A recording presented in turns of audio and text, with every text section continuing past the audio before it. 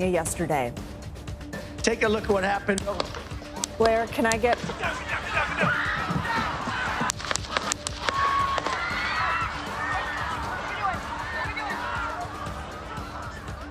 That is the moment the shooting happened just after 6 p.m. Eastern Saturday. The presumptive Republican nominee had walked on stage, and about 6 minutes later, shots were heard. The shooting left the Republican candidate bleeding from the ear. Trump dropped to the ground for cover and was immediately swarmed by Secret Service agents. He was eventually escorted off stage and into a waiting motorcade car. The former president was treated and released from a local hospital Saturday night.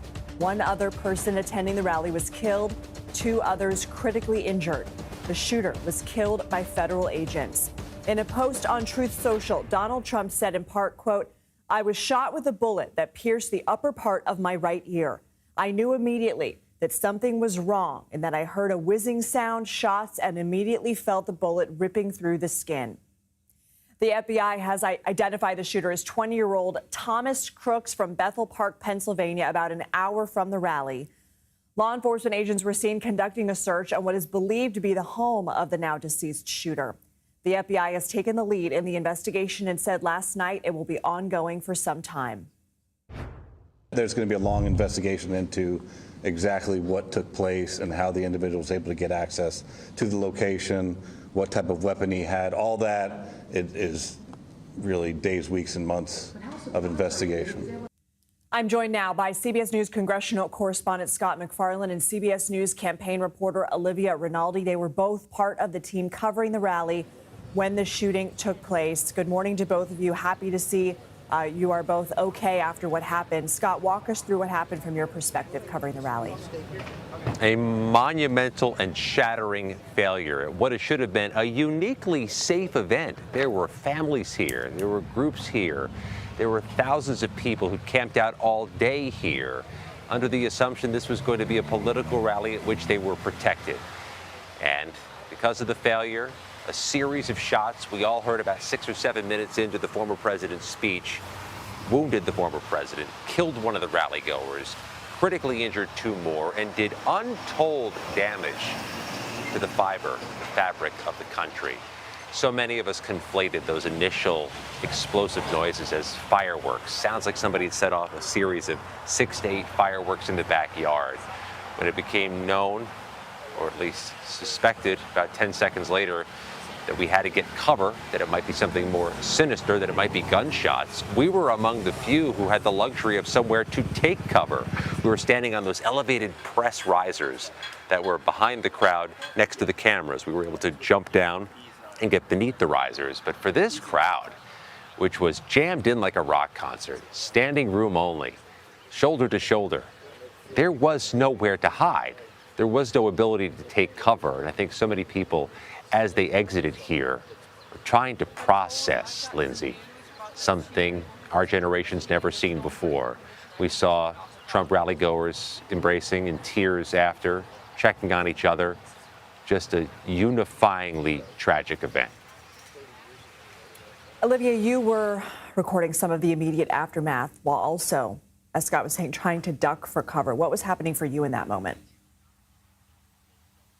I mean, as Scott said, it was just harrowing and hectic in that moment. You could hear those successive shots, and I was standing just behind Scott on the riser, and someone pulled me down onto the ground. As I continued to hear the shots, there were people in front of me crouching down, and I decided to pop up just a little bit and take some videos, trying to see what was going on. You can hear the screams. You can hear more of the bullets whizzing by.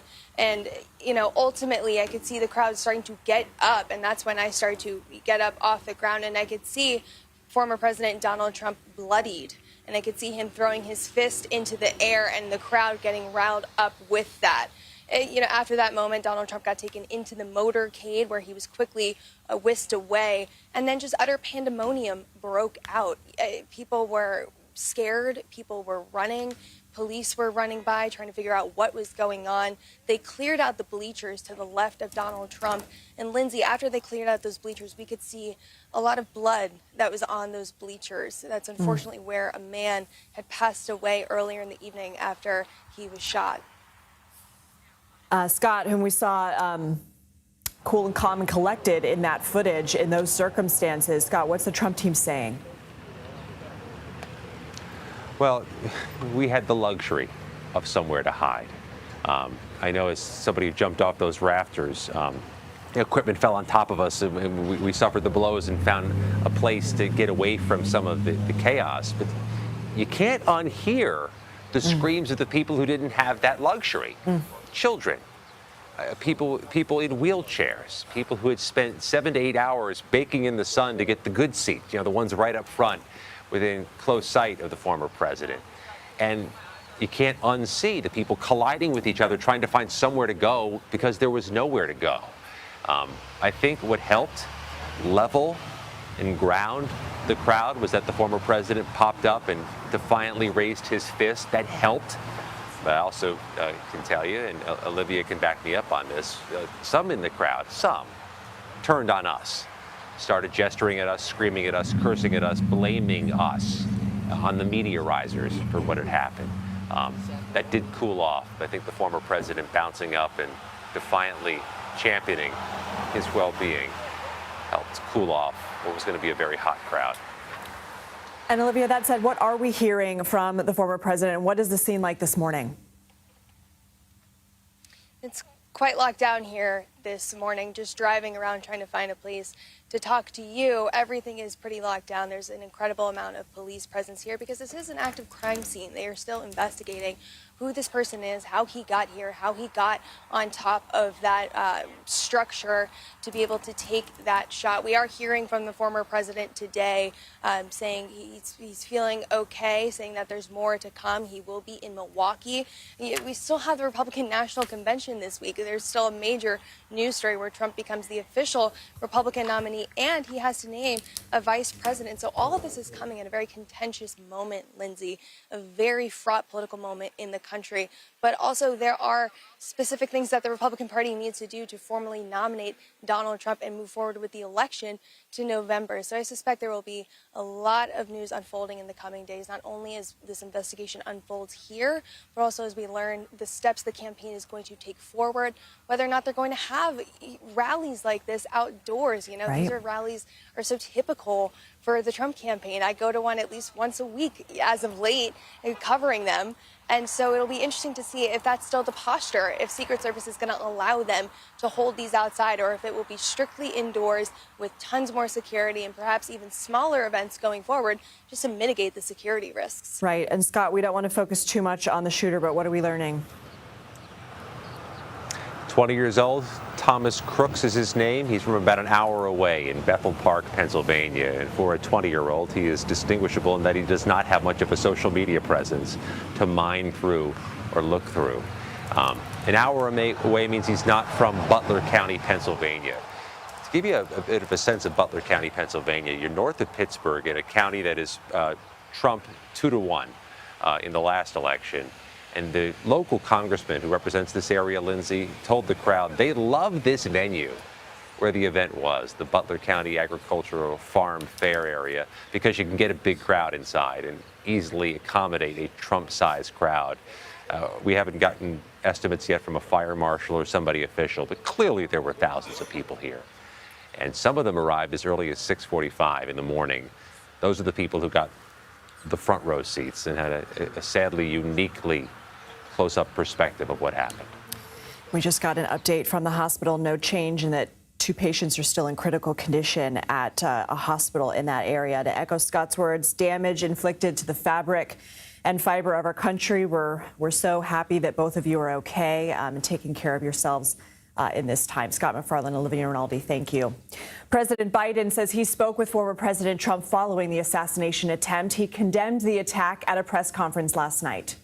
There's no place in America for this kind of violence. It's sick. It's sick. It's one of the reasons why we have to unite this country. We cannot allow for this to be happening. We cannot be like this. We cannot condone this. CBS News correspondent Skylar Henry joins me now. Skylar, what do we know about that conversation? Hey, Lindsay. Yeah, we asked President Biden through various points following that press conference, the travel pool did, what the context of that conversation was. He ignored our questions. He arrived back here to the White House late overnight.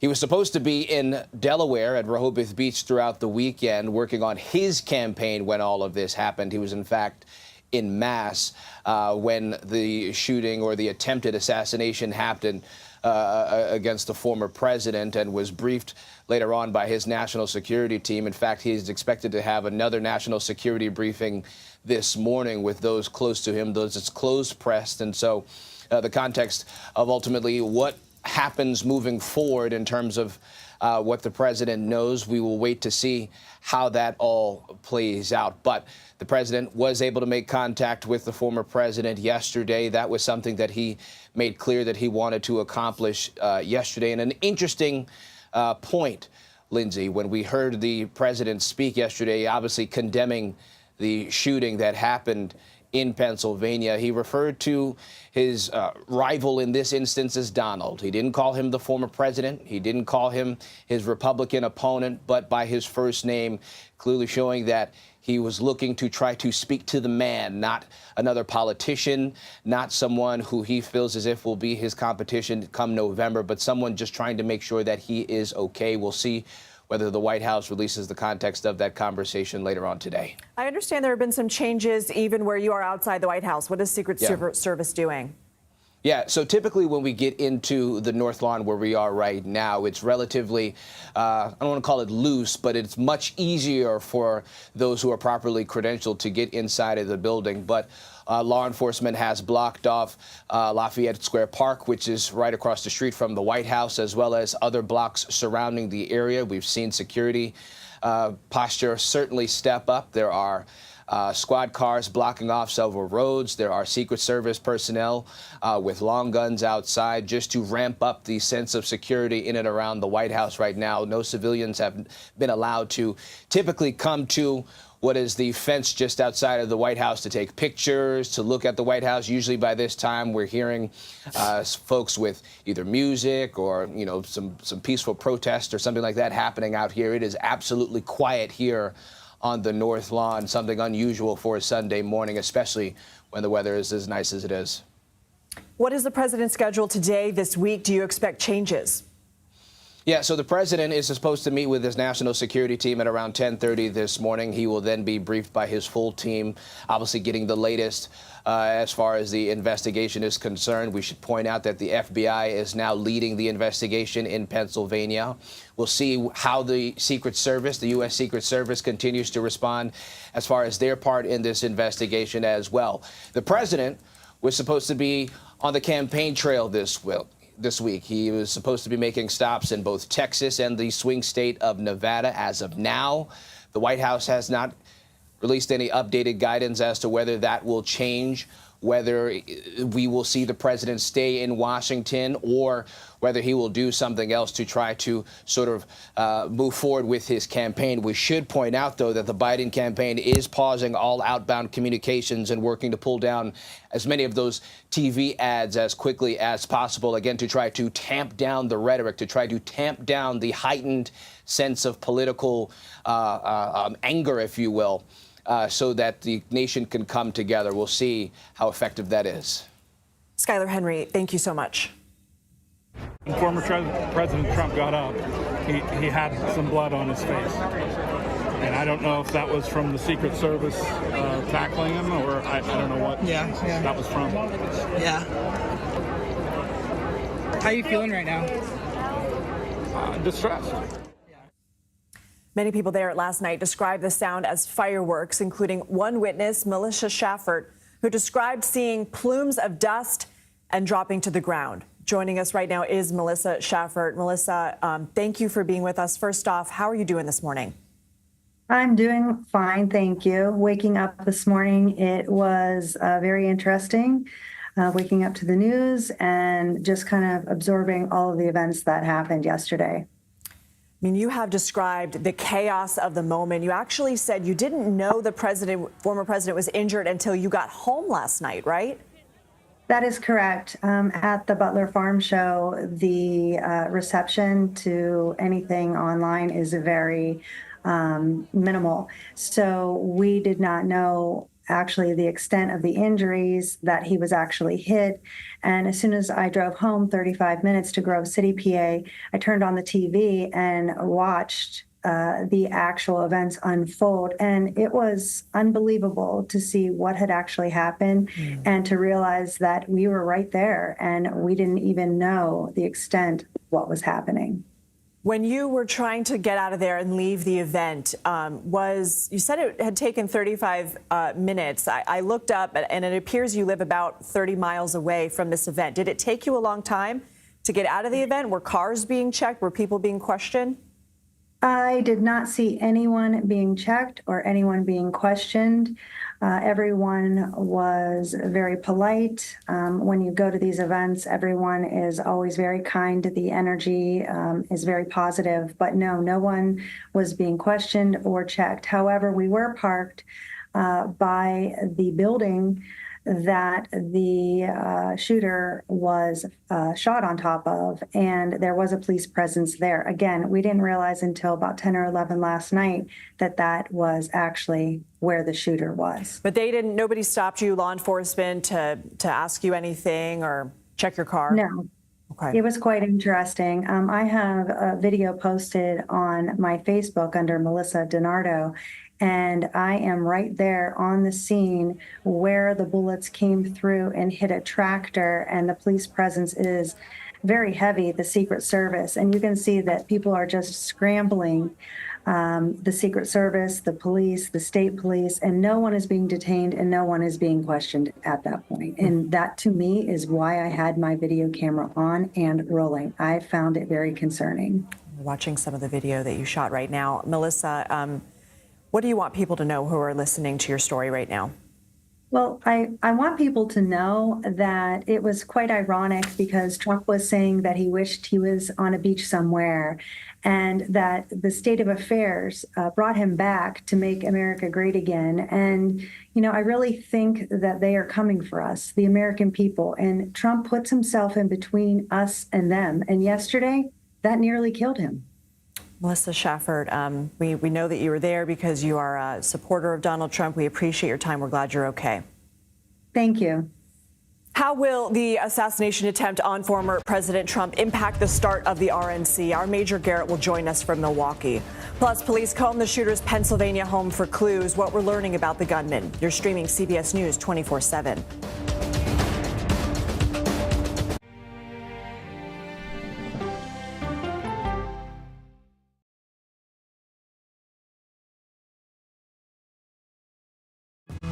Coming up, our series. Wait a minute. Tom, is that you working the camera? Keep leaning out of your close-up. Your morning routine just got better. CBS Mornings, weekdays at 7.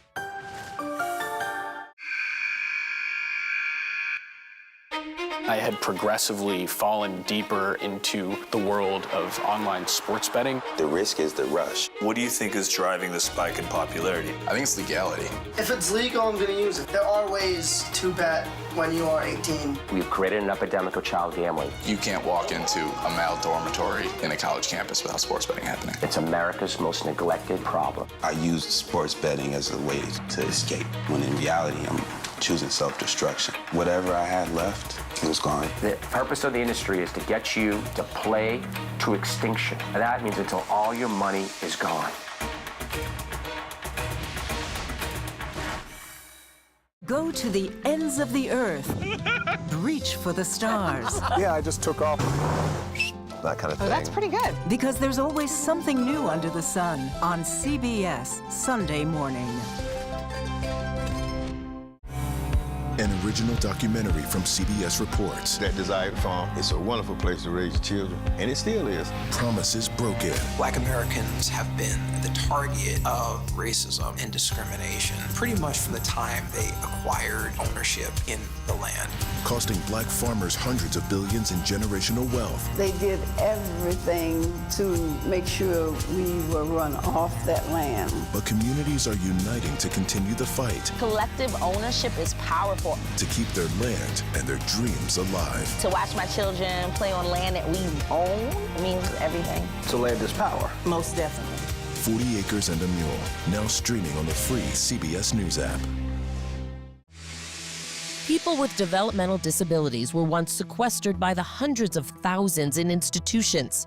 Many of our fellow citizens are suffering tremendously because lack of attention, lack of imagination, lack of adequate manpower. Disability activists have since torn down barriers blocking them from living at home or in the community. We conclude that Title II of the ADA requires states to provide community-based treatment for persons with mental disabilities. But of the 16,000 people who remain in state-operated institutions, half are in 5 states, and Illinois is one of them. I don't want to live in the institution. It makes me feel discriminated against. Do you think there are people living in institutions in Illinois that don't need to be living there? Yeah, because they're proving it as soon as they get out.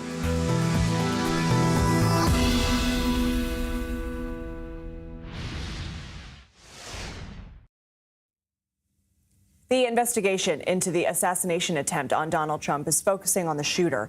Police searched the gunman's home earlier looking for any evidence or any clues toward a motive. He lived about an hour south of the rally location. Anna Schechter is with me now. She's a senior coordinating producer for our CBS News Crime and Public Safety Unit. So, Anna, where does the investigation go from here? So they have secured his home, and the FBI is meeting with his family members in the suburbs of Pittsburgh. So right now, initially, the search for other weapons or explosives, if anyone else was involved, there is no indication of that at this point. And then they're going to be looking for a motive, first and foremost. So right now, we don't have an indication of any motive, but they're going to be searching for anything that gives clues, and also the planning step by step, what led up to this, which, as you noted earlier, should never have happened. So we have new video of police searching the home of the shooter in Bethel Park. As we mentioned, this is about an hour south of where the rally took place. So that's the video you're seeing right now. What exactly is law enforcement looking for?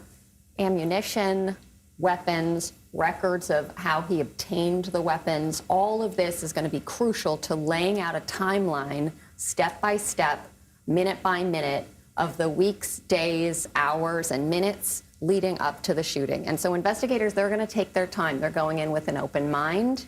They're slowly piecing together a timeline.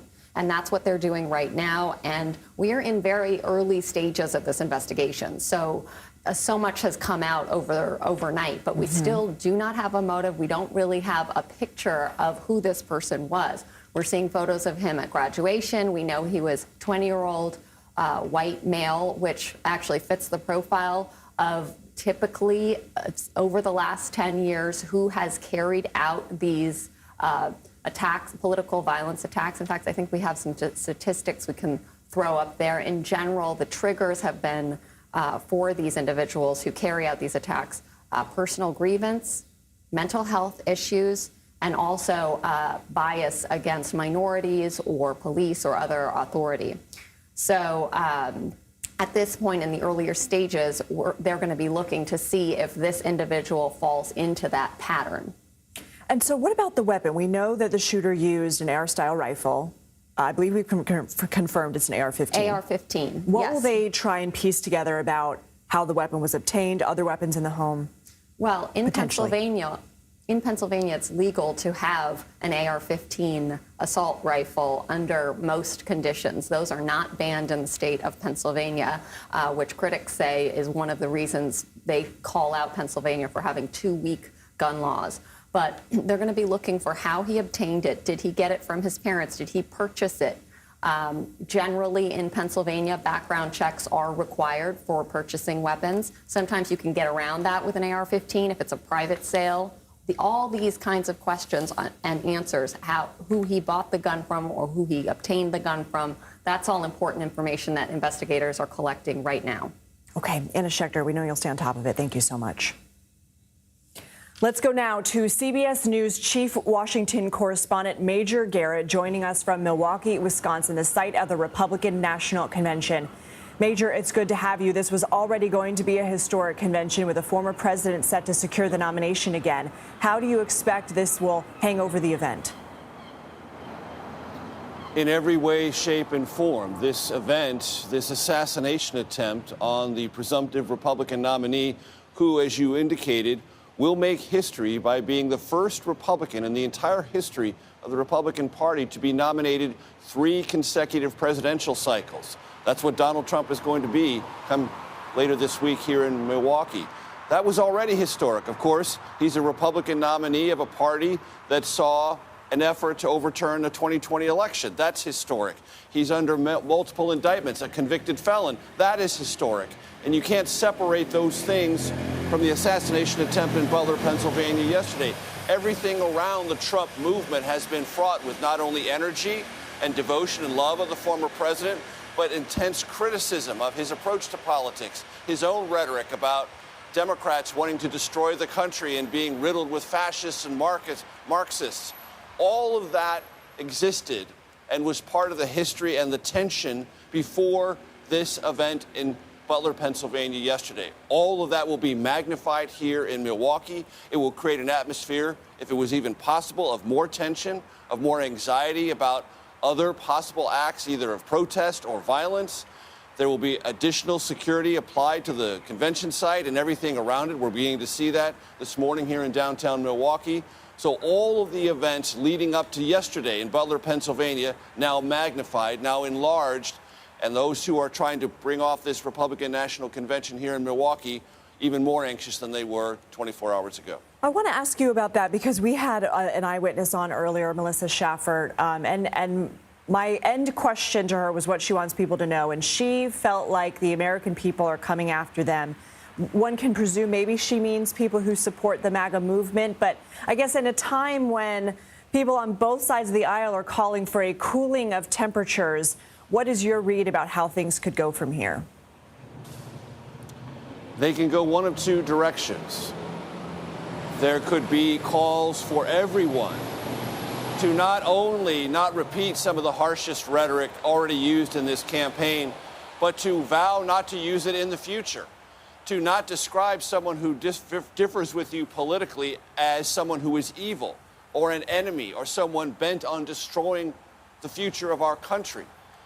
There may be calls for that. That begins at the top of every campaign. So what former President Trump says in these moments coming forward will matter a great deal. The signals he sends to his supporters, what Republicans in Congress say, what Democrats say, or there could be an even more intense hardening, a blaming, because one side or another will say, no, your rhetoric started. No, your rhetoric took it to the next level. No, the thing you said moved it up to the next level.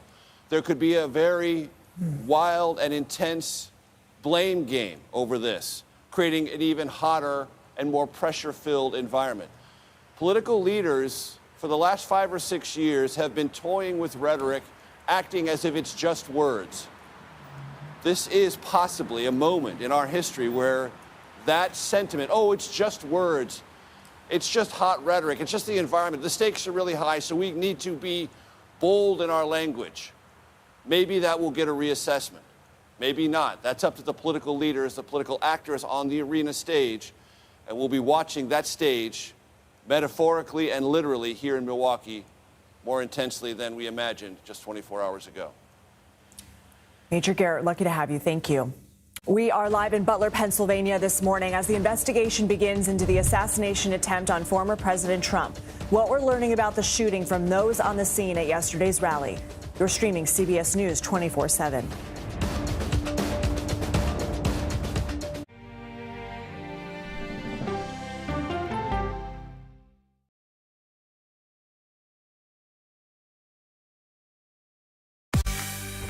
On our places, bright, shiny faces. When you wake up in the morning, we want to be your go-to team. Nate has one of the quickest minds I've ever seen. Tony has a way of making people feel comfortable. Gail has this unbelievable knack to ask the question that you're asking at home. I've been told I could talk to a tree, and that's pretty much true. I don't go to work in the morning. I go for coffee with my 2 good friends, and we talk about the world. Your morning routine just got better. CBS Mornings, weekdays at 7. It didn't seem like anything could happen, because nothing ever happens in East Palestine, but it did. Authorities released toxic fumes from 5 derailed train cars. Resident, please evacuate. acute bronchitis due to chemical fumes. Did you ever have these problems before the derailment? No, ma'am. This neighborhood's not safe no more. We can assure the community that there's not vinyl chloride entering their communities. Then why are there so many people feeling these various symptoms of bloody noses or difficulty breathing or bronchitis? That's a hard question to answer. We're talking about one of the most blatant releases of a mixture of some of the most toxic chemicals that we've seen in America. I feel like now I have a duty to warn other communities. If my daughter has to watch me die of cancer, at least it saves someone else.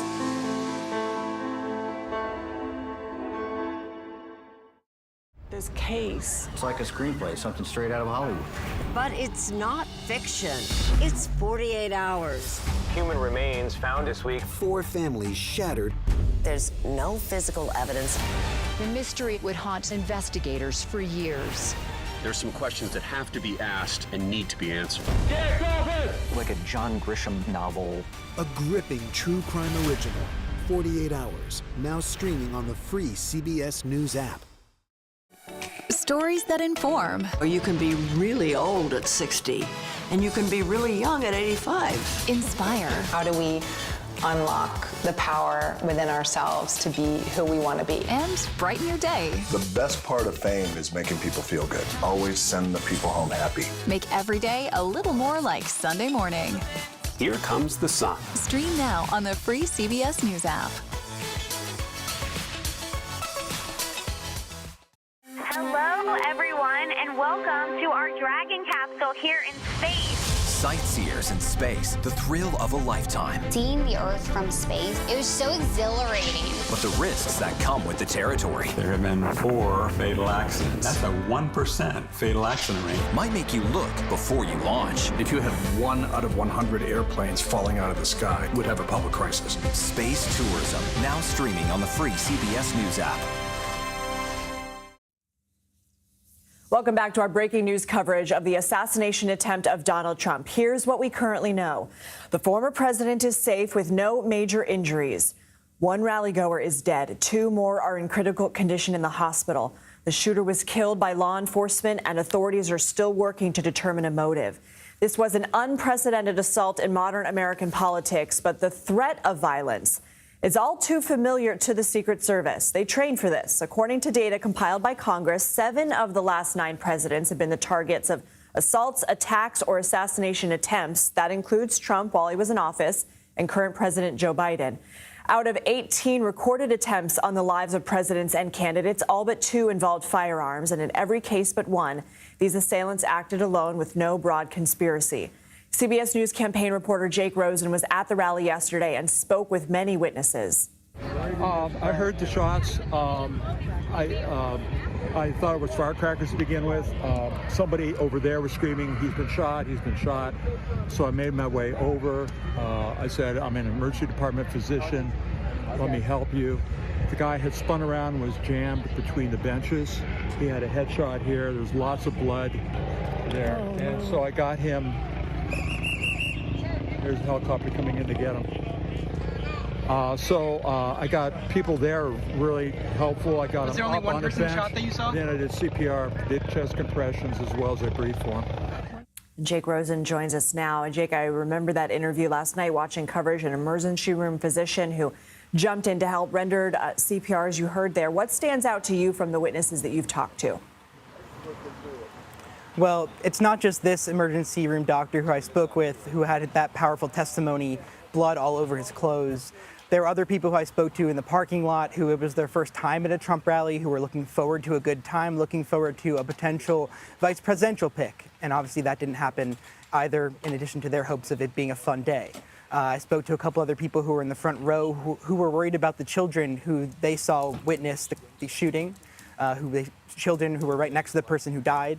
And I spoke to a couple other older women who were right there next to the person who died. And, you know, it's just one of those moments where at these Trump rallies, it's usually pretty collegial. It's a joyous occasion. There's music playing for hours leading up to the rally. And, you know, 5 or 6 minutes into Trump's speech, it quickly turned into a very different and very scary situation. What more are we learning about what happened? What details are pouring in? So Thomas Crooks is the shooter. He's a 20-year-old man. He used an AR-15, according to police reports by my colleague, according to police sources who spoke to my colleague Nicole Skenga. And right now, the former president, just a couple minutes ago, put out another statement on his social media platform, Truth Social, thanking supporters for their well wishes in the face of wickedness, as he put it. And we're expecting potentially the former president to be in Milwaukee sometime later today.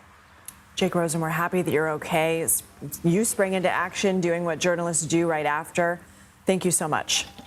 A.T. Smith joins me now. He is a former deputy director of the Secret Service and a CBS News consultant. Good morning to you, sir. During last night's CBS News special report, CBS News contributor and former DHS official Sam Vinograd called this shooting a, quote, intelligence and operational failure. Right after the shots, we're going to show you video here. You can see the former president's face and arm exposed at times. We see those Secret Service agents rushing around him, but we see his face right there. Do you agree with Sam Vinograd's assessment? Not completely. I mean, there will be a lot of information that will come out of this investigation. And also, as I said last night, if you watch the reaction of the agents, this is what they train to do day in and day out.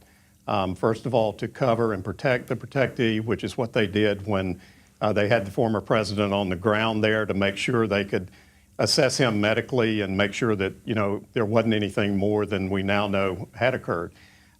They do that deliberately because sometimes rushing off stage can further injure someone. So in terms of that, they are covering and evacuating. That's what they're trained to do. In terms of what your previous guest said, there will be certain things come out in the investigation, I'm sure, and there will be criticisms. So at that point, the Secret Service will self-evaluate.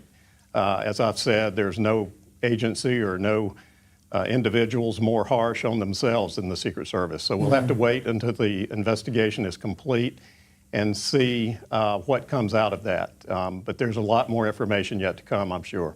And a witness told BBC News he saw a man bear crawling up the building where the shots came from and alerted law enforcement. Another witness told CBS News they also saw the gunman and tried to alert officers. What does that tell you? That is an indication that there was some sort of a shortcoming or a failure. So again, we'll have to see how that plays out. The way that security is designed for an event like this, if you think in terms of 3 concentric circles, you have an outer perimeter, a middle perimeter, and an inner perimeter, the inner being closest to the protectee, and that's what you saw with the agents who surrounded him. There is also another team, the counter sniper team, and their responsibility is for that area beyond that outer perimeter, up to 1,000 yards, quite frankly, and what their job is to detect and to look for a long-range shot. Obviously, this individual had gotten up on top of this building. It was outside the perimeter that I'm talking about. And that will have to be determined as to whether something blocked their view initially, but in terms of people trying to alert law enforcement that he was there, that should have been responded to. But you do have to remember these things happen in a split second or in a very few seconds. So a lot of that will come in the investigation. I'm sure the Bureau will do a very thorough job as far as tracking and the time frames that we're talking about to connect all of this. But we'll see. I don't have a lot of time with you, but I want to ask you one last question because we had a witness on earlier. She says her car was parked near where the shooter is believed to have been. She didn't know it at the time, and she says their car wasn't stopped. They weren't questioned. Is that unusual? If it's in close proximity, certainly, and inside or close to that perimeter I'm talking about, that car should have been checked and should have been probably looked at. On the other hand, if it was outside the perimeter, it may not have been. If folks like the witness have concerns, you know, the FBI has set up a toll-free number where you can call in and report things like that, and I know that this is the kind of information they will want to hear. It's 1-800-CALL-FBI, and so anyone who has information that maybe has not yet spoken to law enforcement, or again, something slipped through the crack yesterday, I would encourage them to call. A.T. Smith, thank you. Butler County District Attorney Richard Goldinger joins me now. Thank you for being with us, sir. How are you doing this morning? I'm doing okay, thank you. We've had a few hours probably of little, if not restless sleep to digest what happened. What's your reaction? Still shock, quite frankly. I don't think anybody ever thinks this would happen, especially in your home community. So very unfortunate and sad that somebody lost their life in this incident. And really, it's embarrassing, I think, for our community. But at the same time, we move forward, and thankfully, President Trump is going to be okay. What can you tell us about the investigation and which law enforcement agencies are involved? So currently, the Pennsylvania State Police locally are handling the investigation. The FBI is also involved, and so they're sort of working together on it to determine, how this happened and if there were any other individuals involved. At this point, we don't believe there were. But they'll conclude their investigation and determine from there how this exactly happened. What can you tell us about the shooter's history? I'm sure you guys have run his name. Have you found anything regarding priors or whether he was known to law enforcement agencies in the area? We don't really know a whole lot about him, honestly. He not very old. He's not from Butler County. He's from south of Pittsburgh, so he was not known in our community anyway. And we don't know that he really had any previous history of that this could happen with him. What questions do you have, sir, about how he was able to get to an elevated area so close to the stage? Well, that's a great question, and I'd like to know that myself. I would have thought that these buildings that are adjacent to the venue would have been secured, and I do believe they were. So I don't know how he could have gotten to that location and accessed a rifle as he did. And so those are questions that still need to be answered. Richard Goldinger, Butler County District Attorney, we thank you very much for your time, sir. Thank you. A lot of questions for the Secret Service. How could a gunman get so close, as we mentioned? Our Ed O'Keefe joins us next. You're streaming CBS News 24/7.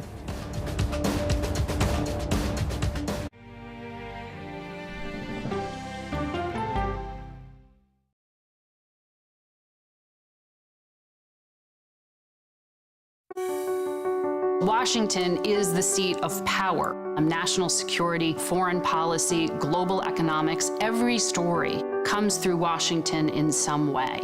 We bring some of the most powerful voices in America to the table.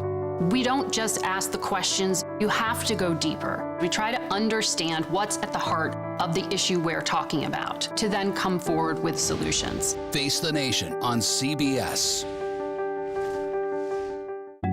The justices ruled that Harvard and the University of North Carolina violated the Constitution. In the aftermath of the Supreme Court decision to end affirmative action in college admissions, uncertainty sets in for some students of color. Affirmative action really gave us an equal opportunity. CBS Reports explores the historic decision and what it means for those chasing an opportunity to change their lives. I knew that college was the ticket to break this cycle. The end of affirmative action, now streaming on the free CBS News app. America Decides is your place for fact-based, unbiased reporting. At the White House, at the Capitol, on the campaign trail. What do you say to those in your party? Any cracks in the Republican Party? Our reporters and our anchors travel the country talking to voters like you about the issues that matter most. Immigration is really a factor right now that are going to be driving your decisions. What would you say to those who say, look, that's just democracy at work? Listening to you and bringing your voice into our coverage. I want a strong, proud America. Is democracy on the ballot in 2024? Let us help you decide. America Decides on CBS News 24/7. Stream our expanded one-hour program Monday through Thursday at 5 p.m. Eastern. An original documentary from CBS Reports. AI is among the most world-changing technologies ever. Curing diseases, scientific breakthroughs, making lives better. They can help us with medical discoveries, scientific discoveries, doing better agriculture, having cures for things like Alzheimer's. It's also going to really transform the way we work.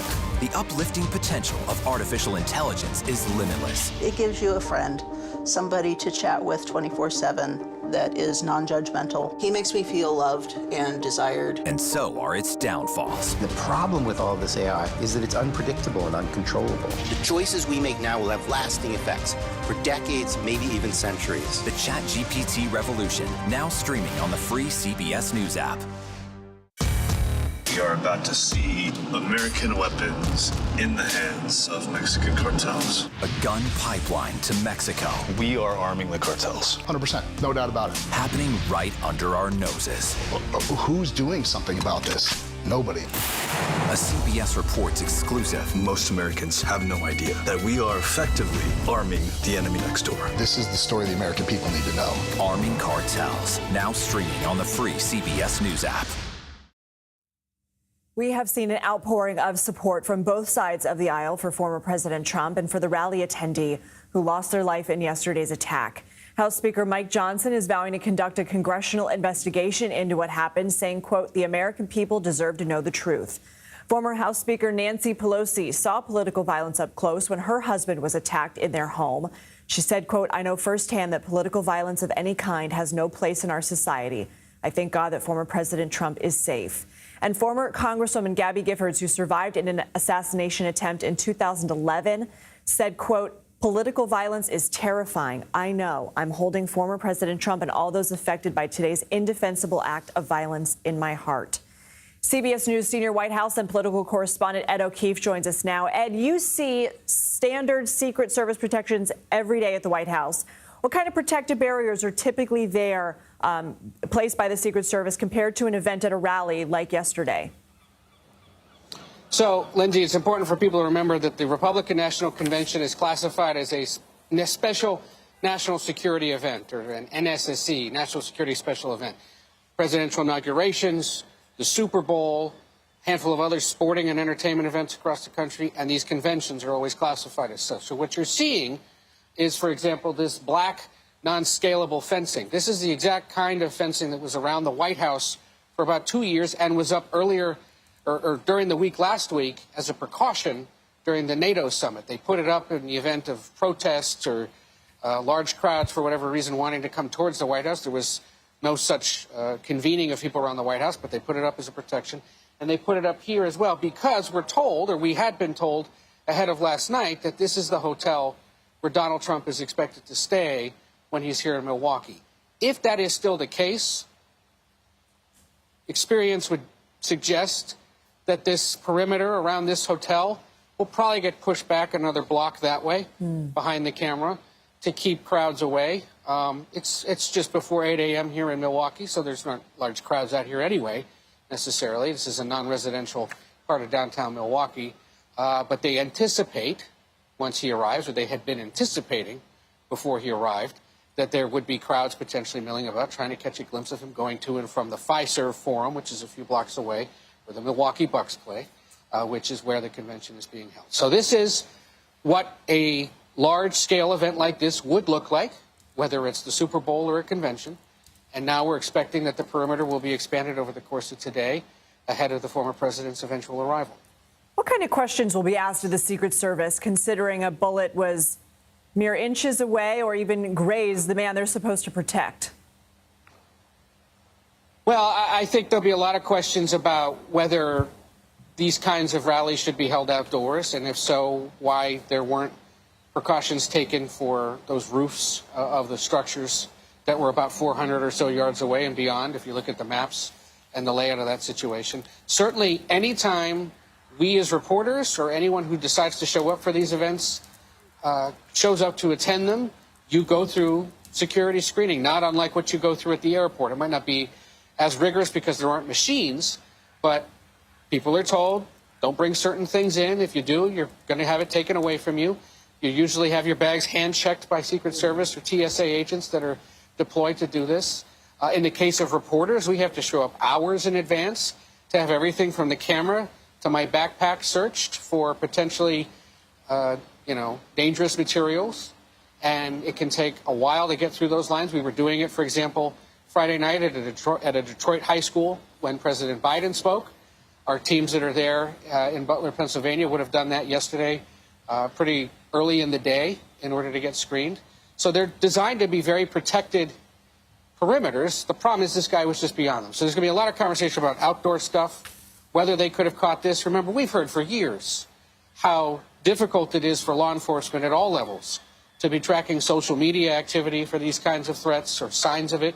How on earth can they do that when millions of people are using them and saying things that might suggest something is up? So there'll be thorough investigations by the Secret Service itself, by the Justice Department, inevitably by congressional committees. You've heard the calls for that to happen. There'll probably be one and a pretty thorough assessment of it. But I think it's telling that the current president and all living former presidents or their offices put out statements very quickly condemning this violence and thanking the Secret Service for the protection. Because remember, this is an agency that is stretched quite broadly across the country, protecting all sorts of people and all sorts of events. There was the NATO summit last week. There's the convention this week. There's a Democratic convention in Chicago in a few weeks. They've got to protect debate sites that are coming up and that have happened just recently.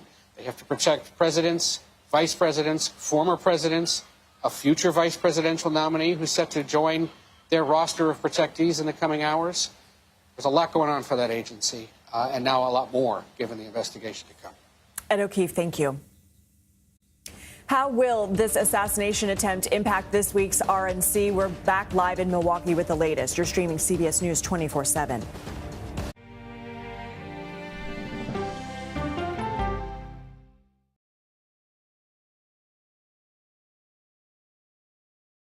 Go to the ends of the earth. Right now. We got something crazy. And reach for the stars. Here we are. Time. Yes, it's my comeback. Hey, this is pretty fun. But wait, there's more. Experience thought-provoking, I'm open to the idea of being a human being. innovative, and truly original reporting. Look through a telescope and go, wow. Because there's always something new under the sun on CBS Sunday morning. At this moment, terrorists could be plotting another attack. 9/11 triggered a counter-terrorist system that included a secret database. This person needs a closer look. A growing list of nearly 2 million people, including some Americans who say they're innocent. For 1 hour flight, I have to spend 6 hours to go and come back. CBS Reports explores the system, the people responsible for it, and those pushing for change. I'm not fighting against them. I'm fighting for them to do the right thing. The Watch List, now streaming on the free CBS News app. Don't miss true crime anytime you want, anywhere you go. With the 48 Hours podcast. Real crimes, real lives, real justice. There's some questions that have to be asked and need to be answered. Listen to 48 Hours on Apple Podcasts. An original documentary from CBS Reports. Imagine yourself in Manhattan with no police, no army, no mayor. The people of Haiti stare down poverty, corruption, natural disasters, and violence. 90% of the guns that are used by gangs in Haiti are American guns. But with an unbreakable spirit and eternal optimism. There are days where I cry, but we can't be discouraged. We still believe in Haiti. They're still able to look ahead with hope. Haiti is on the brink of transformation, a radical shift. Haitians are coming together and saying things must change. Fighting for Haiti, now streaming on the free CBS News app. Hey there, welcome to The Uplift. I thought she was a groom, and I stepped back and I went, oh, you're the queen. She's going to be with me every instant that I'm alive. I just wanted to see if you'd go to Disneyland with me today. I look over at him and he's smiling. I'm going to remember that the rest of my life. They told us when he was going to be born, he was only going to live for 30 minutes. It's really a miracle that he's with us today. The Uplift. Stream now on the free CBS News app. When you wake up in the morning, we want to be your go-to team. On our places, bright, shiny faces. I don't go to work in the morning. I go for coffee with my 2 good friends, and we talk about the world. Your morning routine just got better. CBS Mornings. A CBS News investigation. People looking for love, finding their life savings gone. This could happen to anybody. And sometimes losing their lives. Anything for love. Now streaming on the free CBS News app. The attempt on former President Trump's life is drawing reaction from leaders around the globe. Ian Lee has more from London on the response to this moment in history. Reactions from around the world have been coming in, from America's allies to adversaries. Across the board, there has been strong condemnation of any form of political violence. Here in the UK, British Prime Minister Keir Starmer said he was appalled by the shocking scenes and sends President Trump his best wishes. Japanese Prime Minister Fumio Kishida said he is praying for Trump's speedy recovery. His country saw former Prime Minister Shinzo Abe assassinated by a gunman in 2022. And we are hearing similar expressions of condolences from French President Emmanuel Macron, Canadian Prime Minister Justin Trudeau, German Chancellor Olaf Scholz, and Ukrainian President Volodymyr Zelensky, who has also had several attempts on his own life. Head of NATO, Jens Stoltenberg, said he was shocked and stressed that allies need to stand together. The Slovak Prime Minister, who also survived an assassination attempt in May, condemned the shooting, while a spokesman for Chinese President Xi Jinping said that the leader expressed his compassion and sympathy toward the former president and that he'll be following the situation closely. And Russia released a statement expressing its condolences and wishing Trump a speedy recovery. The Kremlin also blamed the Biden administration for creating an atmosphere that they said provoked the attack, but didn't believe it was behind the attempt. Lindsay? Ian Lee, thank you. CBS News political correspondent Caitlin Huey-Burns is in Milwaukee, the site of the Republican National Convention. Caitlin, you have new reporting from the Trump campaign. Lindsay, we are hearing from the Trump campaign confirming that they have sent a memo to staffers urging them to essentially be on alert. They said if you are working in the West Palm Beach offices of the Trump headquarters or in the Washington, D.C. offices, to stay away from those offices as they are assessed by security. They also said that they have hired 24/7 beefed up security at those offices. They are concerned about the safety here. They have also said that the RNC, where we are right now, is scheduled to go ahead as planned. There have been no changes to the schedule, but they are also urging staffers to not comment publicly on the horrific events of yesterday. They are also urging them to, be on alert. If you see something, say something. This is of course, very traumatic time, not only for those who were at the rally, but those working on the campaign and, of course, Americans across the country. So the campaign has been sending us messages, also highlighting messages from the former president of the United States as well, who has been posting on his Truth social media posts, providing updates. And the campaign has also said that the president is okay, of course, but he is also, in their words, in good spirits. Caitlin, we still don't know who will be Trump's running mate. What have the prospects been saying, and do you think this will impact the expected announcement or even decision?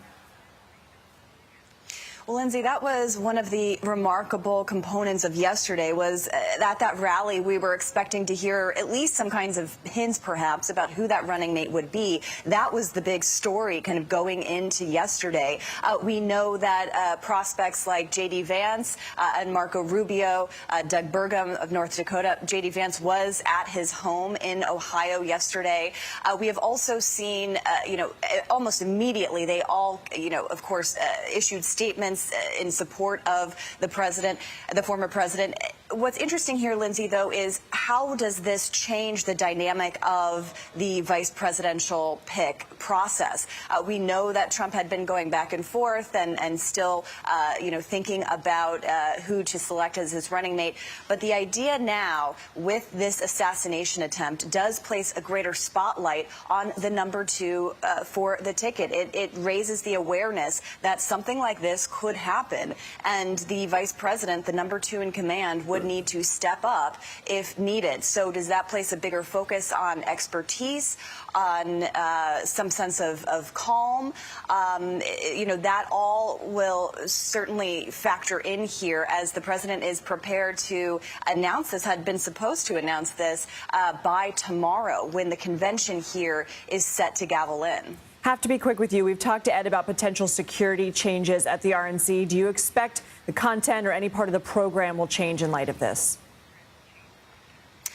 In terms of the content, I would imagine that this will, of course, be a thread through all of this. We've already heard folks like Don Jr., the former president's son, refer to this as J13, referring to this as July 13th. This has certainly been a moment of Trump supporters rallying together, and the Republican Party especially rallying together around the former president and the presumptive Republican nominee. Caitlin Huey-Burns, thank you so much. And stay with us all day long on CBS News 24/7 for the latest developments on the shooting at former President Trump's Pennsylvania rally. Our coverage continues now with a CBS News special report.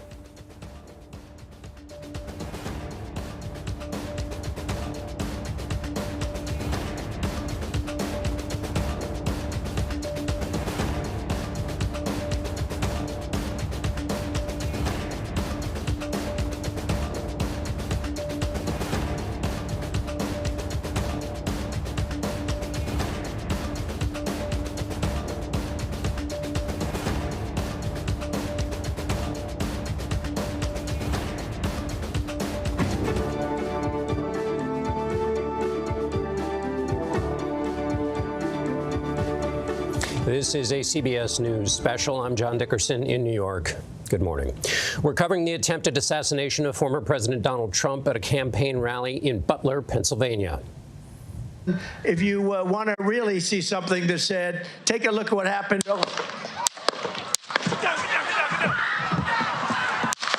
Everybody's screaming drop, and you can see the blood like splatter on his face, and the Secret Service just barricades him. I heard screams, and I heard another pop, and I seen just chaos and emotion everywhere. To carry this day in my memory for the rest of my life, like, I'll never forget this. Nobody will ever forget this. It's hard to unhear those bullets.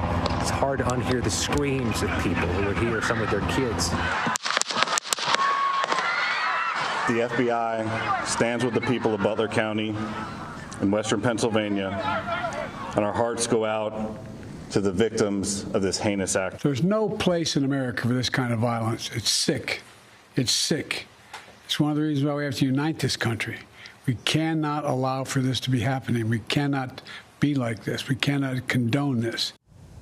Here are the facts as we know them. It's not yet clear whether former President Trump was grazed by a bullet or shards of glass, but he was not otherwise injured. One bystander was killed. Two others were hit and are listed in critical condition at a hospital in Pittsburgh. Police said the victims were all men, but their names have not been released. The 20-year-old gunman was shot and killed by a member of the Secret Service. The rally had only just started, with the former president addressing a chart on immigration numbers when suddenly pops were heard. Some witnesses said it sounded like firecrackers. Trump's hand moved to his right ear like he'd been bitten by something. The bullet had flown so close to his head that New York Times campaign photographer Doug Mills captured it. The Secret Service agents rushed to the stage, covering Trump like a jacket, pushing him to the ground. As he was being led away from the stage, a defiant Trump raised his fist into the air to cheers of the crowd. This morning, Trump posted on his social media account, "God alone who prevented the unthinkable from happening," and said, "It is more important than ever we stand united and show our true character as Americans." One question that is already being asked is, how did the gunman get so close to the former president? He positioned himself on top of a building about 200 to 300 feet from the stage, and with a clear shot. President Biden returned to the White House last night and spoke with Trump by phone. He condemned the attack, saying there's no place in America for this kind of violence. It's sick. CBS News congressional correspondent Scott MacFarlane was at Trump's rally in Pennsylvania and heard the gunshots ring out. Scott, good morning. John, a monumental, staggering failure. It should have been a uniquely safe event. Former president wounded, one of his rally goers killed, others injured, and all of this with untold damage to the fiber and fabric of our country.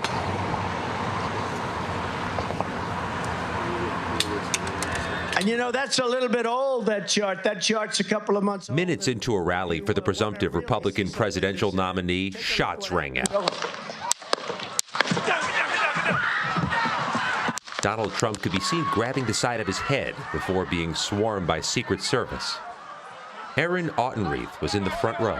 When he turned to the right, I could see the blood from the top of the ear to the bottom. It's not yet clear whether Trump was hit by a bullet or glass, but blood could be seen across the side of his face as Secret Service agents ushered him off stage. Trump said in a social media post he was injured when a bullet pierced the upper part of his right ear. New York Times photographer Doug Mills captured the moment the bullet flew past Trump's head.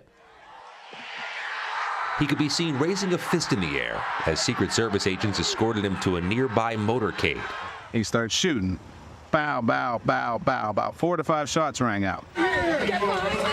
New video from TMZ shows the gunman firing at the former president before being shot and killed by a Secret Service sniper.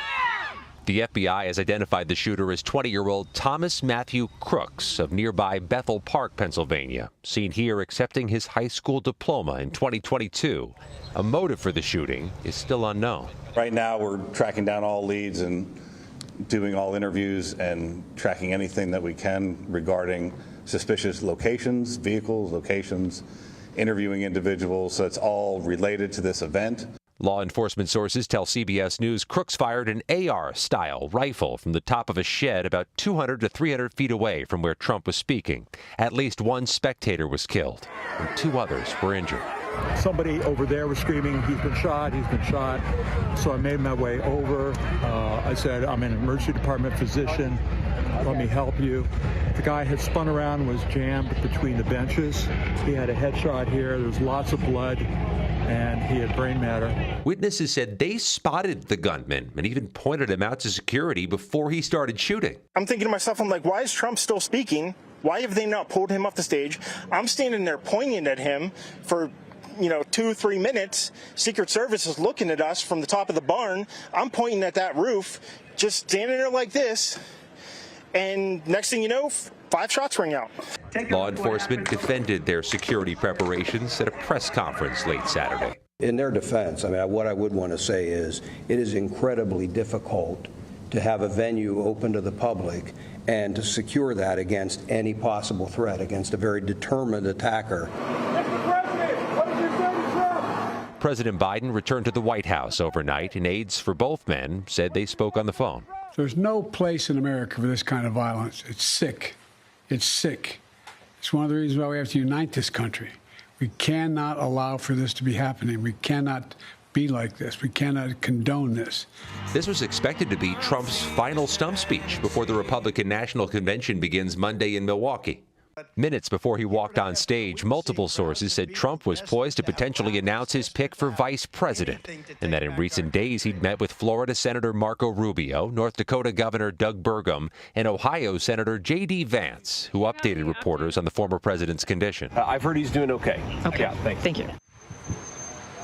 John, in his social media post, the former president says his prayers are going to those who were wounded on those rafters behind him. Scott, you were there. Tell us about where this rally was taking place, what it felt like. This is, regular old politics, retail politics done on a weekend. It is often a joyous and an atmosphere of celebration and delight. Yeah, Butler County is one county north of Pittsburgh. It's a heavy Trump political county. This is in one of the more rural stretches of Butler County. It was at a farm event center, the type of place you go to see a farm show. I saw so many families there, so many children there. When the shots rang out, John, those of us who were on those elevated press rafters with the cameras had the luxury of jumping down and sheltering beneath the rafters. We had a place to hide. But in that crowd, standing room only, shoulder to shoulder, people had nowhere to hide. They could try to get on the ground. They could try. And what I can't unhear are the screams of some of those children, the parents of those children, people colliding with each other with nowhere to go as shots rang out of what was supposed to be the safest place around. Scott, thank you. Joining us now is Aaron Autenreith, who was at the rally and was an eyewitness to the attack. Aaron, thank you so much for joining us. You're welcome. Tell us your experience. I had volunteered and arrived 7 o'clock in the morning. So the volunteers normally, and I checked in the media. So I got first row seats directly. I was directly in front of President Trump. I would say I was 15 to 20 feet away from him.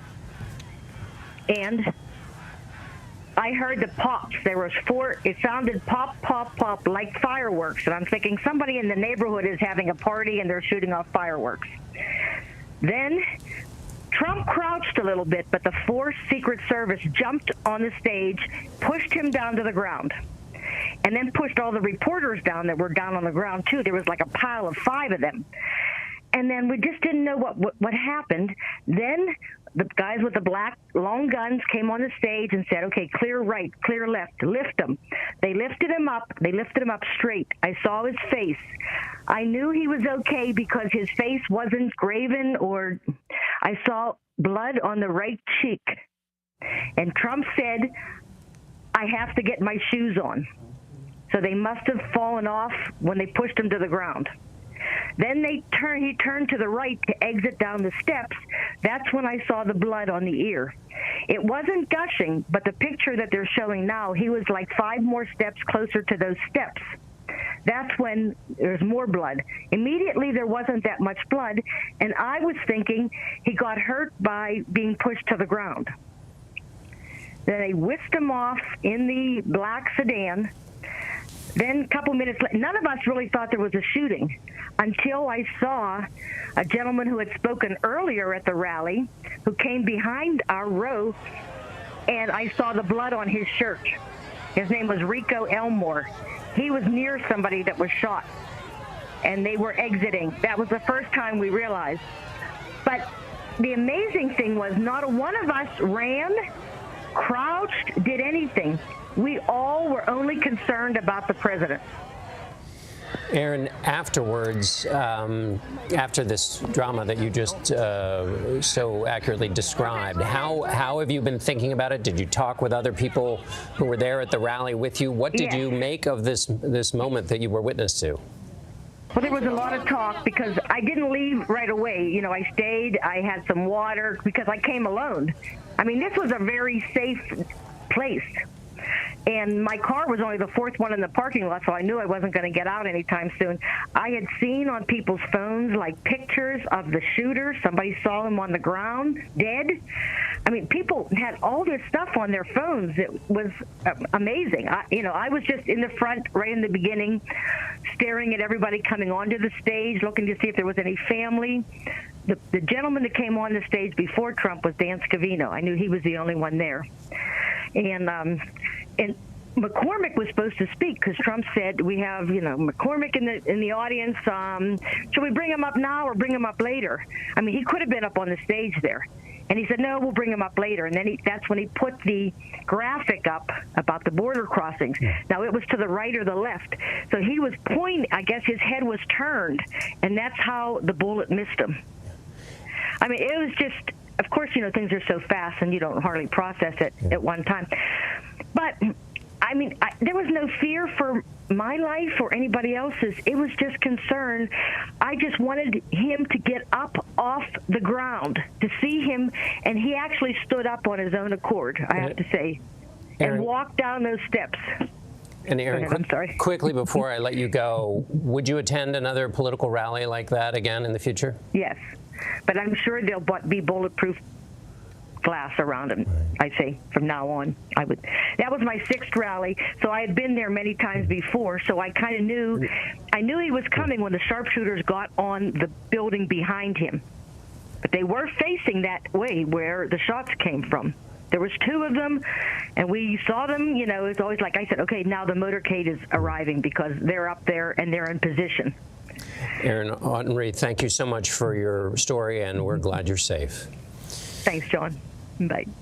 There are big questions this morning about how a gunman was able to get a clear line of sight at the former president yesterday. The gunman was on the roof of a building several hundred feet from the lectern where Trump was speaking. Joining us now to talk about security at the rally is former Deputy Director of the Secret Service and CBS News consultant A.T. Smith. A.T., thank you so much for joining us.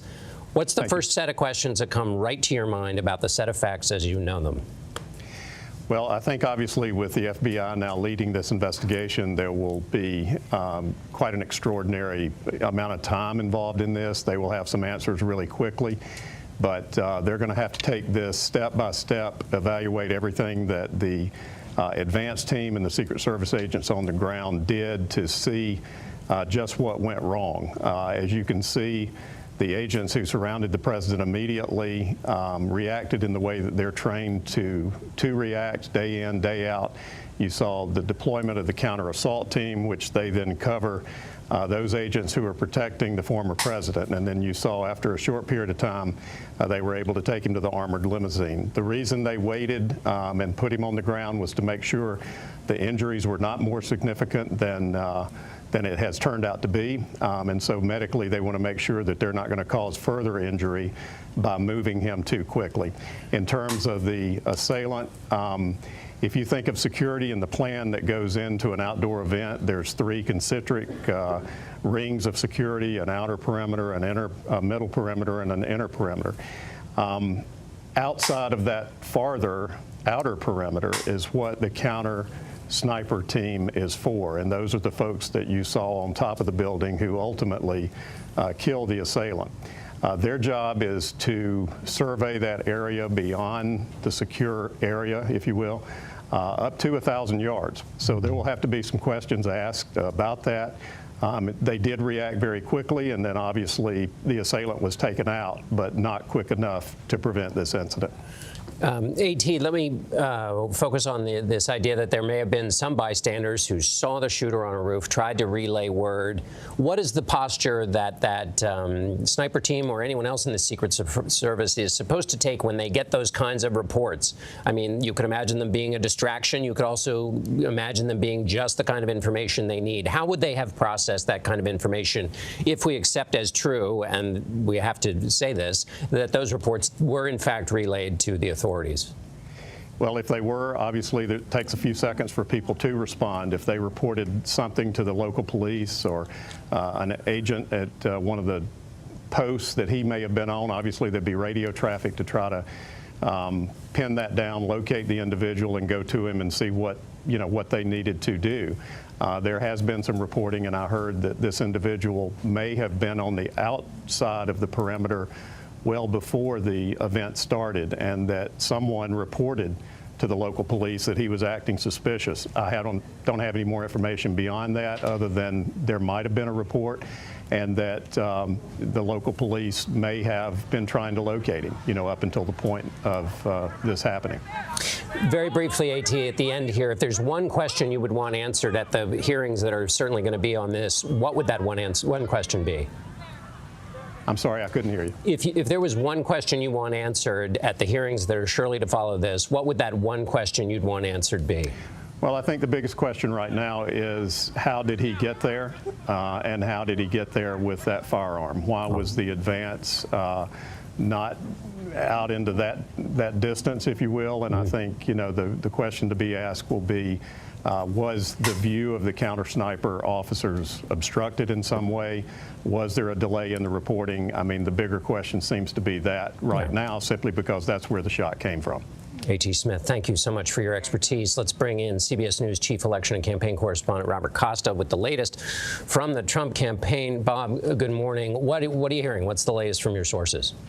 Good morning, John. There continues to be a sense of shock inside of former President Donald Trump's inner circle, but it is notable that as of this morning, the Republican Party, the Trump campaign, carrying on with their plans for the convention. CBS News has just obtained a memo from top Trump campaign advisors that say they are now calling for what they are calling an expanded armed security presence at the convention in Milwaukee, set to begin tomorrow on Monday with 24/7 officers on site. They're also making additional security assessments. The Trump campaign also advising some of its employees to stay away from its offices as they continue to evaluate the situation. This is a fluid moment politically as well. Former President Trump about to name his running mate in the coming day or so at the convention. There are still plans to do that. This is a person behind the scenes, I'm told, who is telling his advisors, push forward. We're having the convention. All right, Robert Costa with the latest from the Trump campaign there. Thank you so much, Bob. Next, we'll head to Milwaukee, where CBS Mornings co-host Tony Dokoupil has more reaction from people arriving for the Republican National Convention.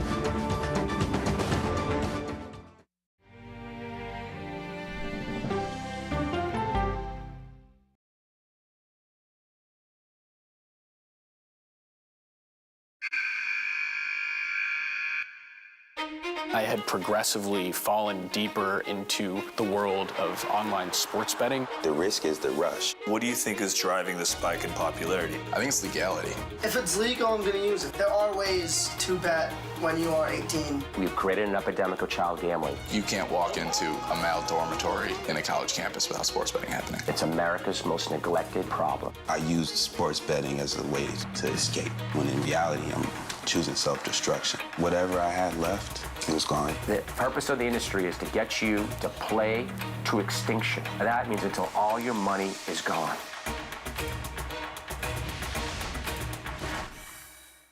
When you wake up in the morning, we want to be your go-to team. On our places, bright, shiny faces. I don't go to work in the morning. I go for coffee with my two good friends, and we talk about the world. Your morning routine just got better. CBS Mornings. Don't miss true crime anytime you want, anywhere you go. With the 48 Hours podcast. Real crimes, real lives, real justice. There's some questions that have to be asked and need to be answered. Listen to 48 Hours on Apple Podcasts. An original documentary from CBS Reports. Imagine yourself in Manhattan with no police, no army, no mayor. The people of Haiti stare down poverty, corruption, natural disasters, and violence. 90% of the guns that are used by gangs in Haiti are American guns. But with an unbreakable spirit and eternal optimism. There are days where I cry, but we can't be discouraged. We still believe in Haiti. They're still able to look ahead with hope. Haiti is on the brink of transformation, a radical shift. Haitians are coming together and saying things must change. Fighting for Haiti, now streaming on the free CBS News app. You can't get answers in a tweet on Face the Nation. We try to separate the noise from the news. You need to be able to have an actual conversation. Okay, let's go. You guys good? Hey. All right, we good? Keep going. The clock, it's ticking. Off we go. 60 minutes. 60 minutes. 60 minutes. It's time for 60 Minutes. Sundays on CBS. The attempted assassination of former President Trump came 2 days before the scheduled start of the Republican National Convention in Milwaukee, where he's expected to accept his party's nomination for the 2024 presidential election. Tony Dokoupil joins us from the convention arena with the reaction there. Tony, good morning. John, good morning to you. Everything this morning looks exactly the same, but feels very different. And we witnessed that change live right in front of us at the airport here in Milwaukee yesterday as delegates and attendees landed and then learned the news. Of all things, a jazz band greeted Republicans arriving into Milwaukee. Finally got our bags. Oh, here, let me help you. And the mood was jubilant. Hey! Are you in town for the convention? I am. Everyone who stopped to chat was feeling excited. I'm going to be celebrating with the greatest president since Ronald Reagan. We are Trump people all the way, and he's going to be back in the White House. But then... Take a look at what happened. What do you think about what just happened in Pennsylvania? I literally just learned about it. A whole different reality set in. Sad state, you know, when people can't have civil discourse. Anybody that's, is involved enough to be a part of the RNC that's here, you're going to get them pretty emotional and pretty worked up, and you don't want to mess with that crowd. So. What's going through your mind there at the end? You just don't do that in America. And soon we heard expressions of anger. How do you feel about what happened? Well, I'm a delegate, and I'm very upset. And just talking to my wife, she's very upset. Right now it's changed. Yes. Everything has changed. Game on, honey. Yes. But above all, resolve. This is not cool that Donald Trump just got shot. And these people I'm with, the people that were on this plane, we're here to support that man. And we just got stronger in our determination to do it. I have never been so motivated in my life to back that man. How does this change what happens here in Milwaukee? Nothing. He's our candidate. He's going to be our president. And unfortunately, I think it makes it even more likely.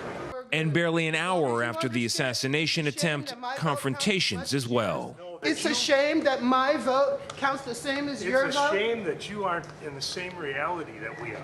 And worries it might only get worse. Where are we going this week? I don't think it changes anything. I mean, we're so polarized that, we're not coming together anytime soon, maybe ever again. What will happen, we're told by both the RNC and the Trump campaign, is that the convention will proceed as planned on the stage behind me. But while that may be true in terms of timing and sequence, the feeling here when it comes to that, very little, John, is the same. Tony, in the conversations you had, any other last thoughts? And let me add one other question to that, which is, did anybody say, we got to reach out a hand, or was there a reaction that surprised you in terms of trying to lower the boil? Everybody named precisely this moment we're in. Did anyone say, here's what we need to do to lower the temperature?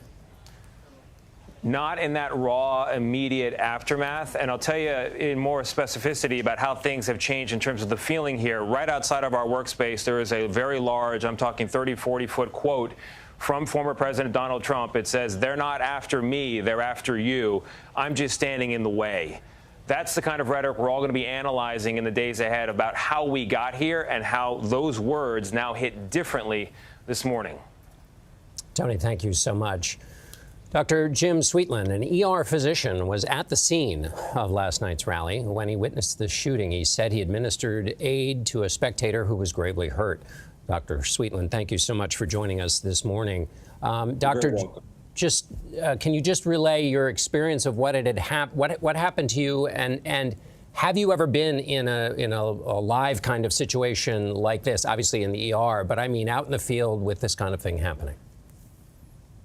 The answer is first, the second question first. I've never been in a live shooting arena before. I've had no combat experience. I was on the left bandstand as you're facing Donald Trump on the stage. I was underneath the Jumbotron, and he was showing the graphic about immigration. And we were turned to look at it, my friend and I, Gary Shelley, and I heard three pops, actually, pop, pop, pop, then a pause, and then four others, pop, pop, pop, pop. I turned to see the president entirely covered by Secret Service, and to my right, down in the same bandstand, was a woman shouting out, "He's been shot. He's down." And I turned my attention to her.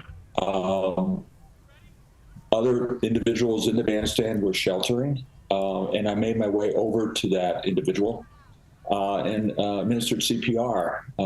And as you might guess, when I first arrived, I said, "I'm a doctor," and nobody believed me. And then I said, "I'm an ER physician. Could you help me get this man up on the bench?" He had been shot in the head, body had twisted as he fell.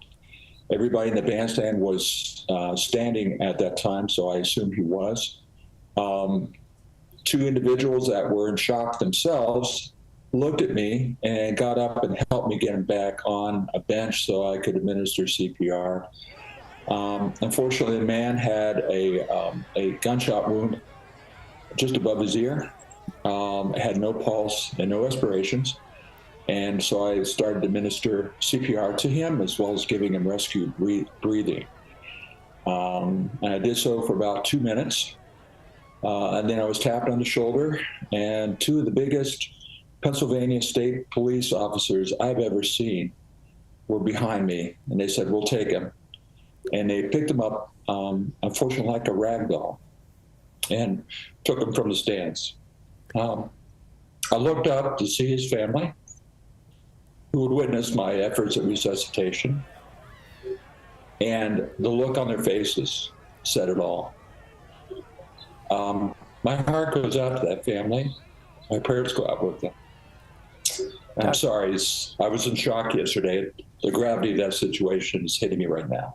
Well, of course, and we thank you for helping us understand the situation and your reaction to it and what you went through. Doctor, you see this kind of thing all the time, I would imagine, in your day job. But this was clearly something different.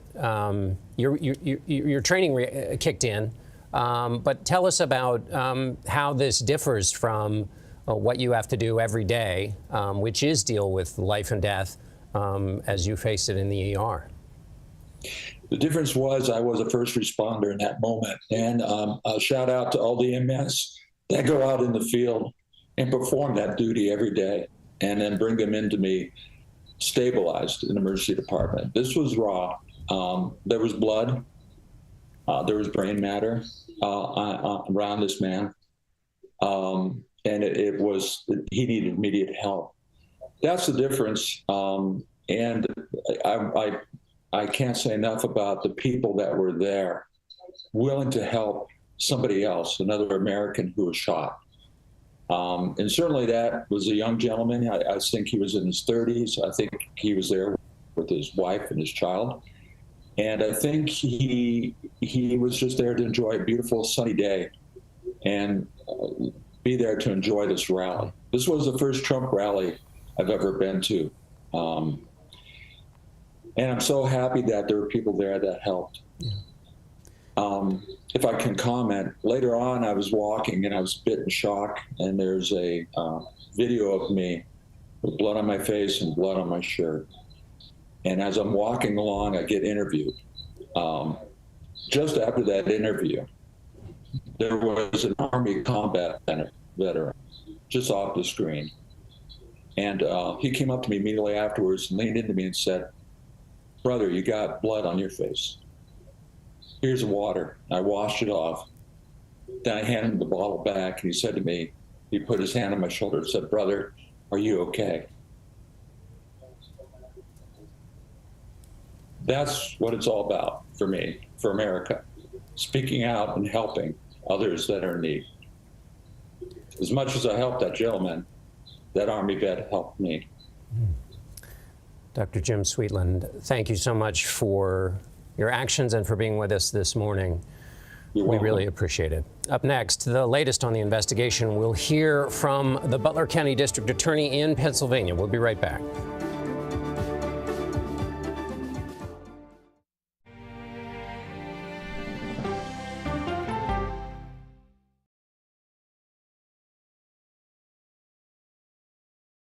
Okay, so let's just start at the beginning. Well, let me start with this. What is at stake here? What is the answer then? Do you know why? You want me to just keep going? Is that a good thing or a bad thing? Were there death threats? How is this possible? What's wrong with that argument? Are you saying they lied? Have you told the government that? Why won't you say the word crisis? You're not answering my question. Is that scary? Does that make sense? What do you mean? What does that mean in Did any of that make sense?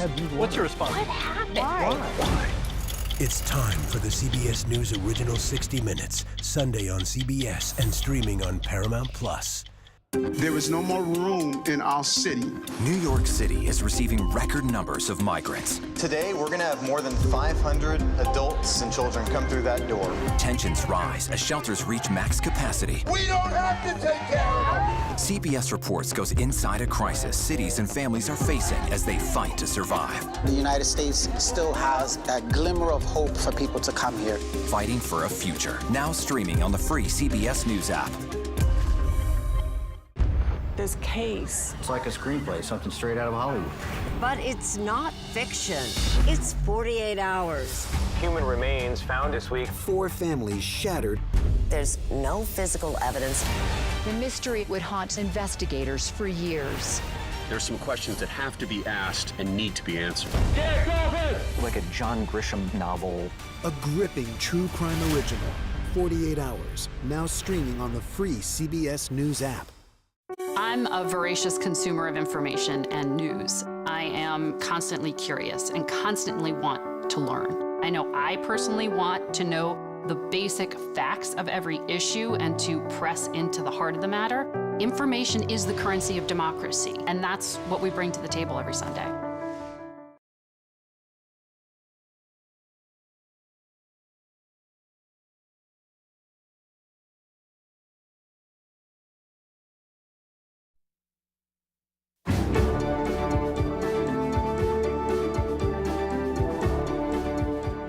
I'm at the Trump rally and somebody just started shooting. We saw President Trump go to the ground, and then everybody started hitting the ground because it was chaos. People were just on top of each other. Like, she was getting buried, jumped on top of her. and so it was crazy. I'm not shocked that this happened. I'm shocked that I was sitting there and it happened next to me. It's just horrible. This evening we had what we're calling an assassination attempt against our former president, Donald Trump. Welcome back. Our continuing special coverage of the attempted assassination of former President Donald Trump. CBS News congressional correspondent Scott MacFarlane was at Trump's rally in Pennsylvania and was an eyewitness to the day's events. Scott heard the pop of the gunshots and saw the blood of Trump's ear and face as he was led away from the scene. Scott, good morning again. John, sadly, too many Americans already knew what we learned last night, that gunshots don't always sound like they do in the movies. A lot of us conflated it at first with fireworks or firecrackers, but when we saw the president go down, we knew this was something much more sinister. It was a dizzying, chaotic set of events here in Butler County, Pennsylvania, just north of Pittsburgh, here in the west side of Pennsylvania. The shots rang out about 5 or 6 minutes into the former president's rally at a farm field here. We could see the former president go down before he was swarmed by Secret Service. It's not clear yet whether he was hit by a bullet or by glass, but he posted on social media it was a bullet that pierced the upper part of his right ear. He could be seen raising a fist in the air soon after as the Secret Service agents escorted him safely away. The FBI has identified the shooter as 20-year-old Thomas Matthew Crooks of Bethel Park, Pennsylvania, about an hour away, but a motive for the shooting is still unknown. New video from TMZ shows the gunman firing at the former president before he was shot and killed by a sniper. And law enforcement sources tell CBS News Crooks fired an AR-style rifle from the top of a shed that was about 200 feet away. Witnesses said they spotted that gunman, even pointed him out to security before he began shooting. This was expected to be Trump's final stump speech before tomorrow's RNC, Republican National Convention in Milwaukee. We are still trying to learn the identities, John, of those who were wounded and the person who was killed up on the rafters behind Donald Trump. Just spoke to the local DA here who says he believes the man who was killed was in fact a man. Still trying to get more information about those who were critically wounded. There were also, John, so many people with nickel and dime injuries, getting knocked to the ground, bumps on the head, twisted ankles, and a crowd that was shoulder to shoulder, jam-packed from the beginning of the day till they were escorted out soon after the shooting. Scott MacFarlane, thank you very much, Scott. Earlier, Scott spoke about the investigation with Butler County District Attorney Richard Goldinger. So the latest I have is we have the one spectator deceased, unfortunately. We have 2 other spectators who are seriously injured. I don't have an update on their condition. And obviously the shooter is dead also. Do we know gender or any information about those who were hit? It is my understanding that there is one female that is injured. I do not know the gender of the second individual, and the deceased spectator is a male. You know the event space well. When you heard they're going to have a Trump rally at that space, did you think to yourself, there's some vulnerabilities here that I hope they account for? I really didn't. I mean, when I heard it, I was a little surprised that they were going to hold it there. We have other areas in the county that they could have done it, but... Why'd it surprise you? Number one, the roads in and out. They're 2-lane roads in and out. So getting in and out of it, I remember how it was when he came to the airport in 2020. It was a nightmare getting in and out. Now you only have 2-lane roads getting in and out of this venue. And I thought, that's going to be a real pain for them. The other thing was, there were bigger areas to go because Butler County is, they're Trump supporters, honestly. And the amount of people that would have been there, they could have probably accommodated them somewhere else.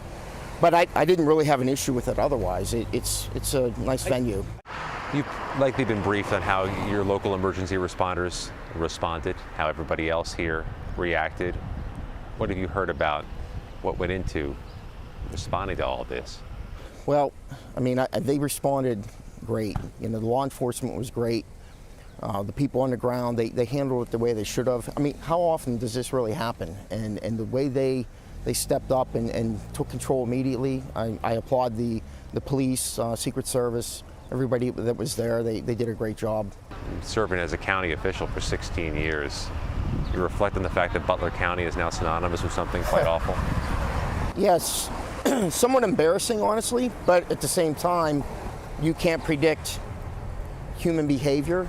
So, yeah,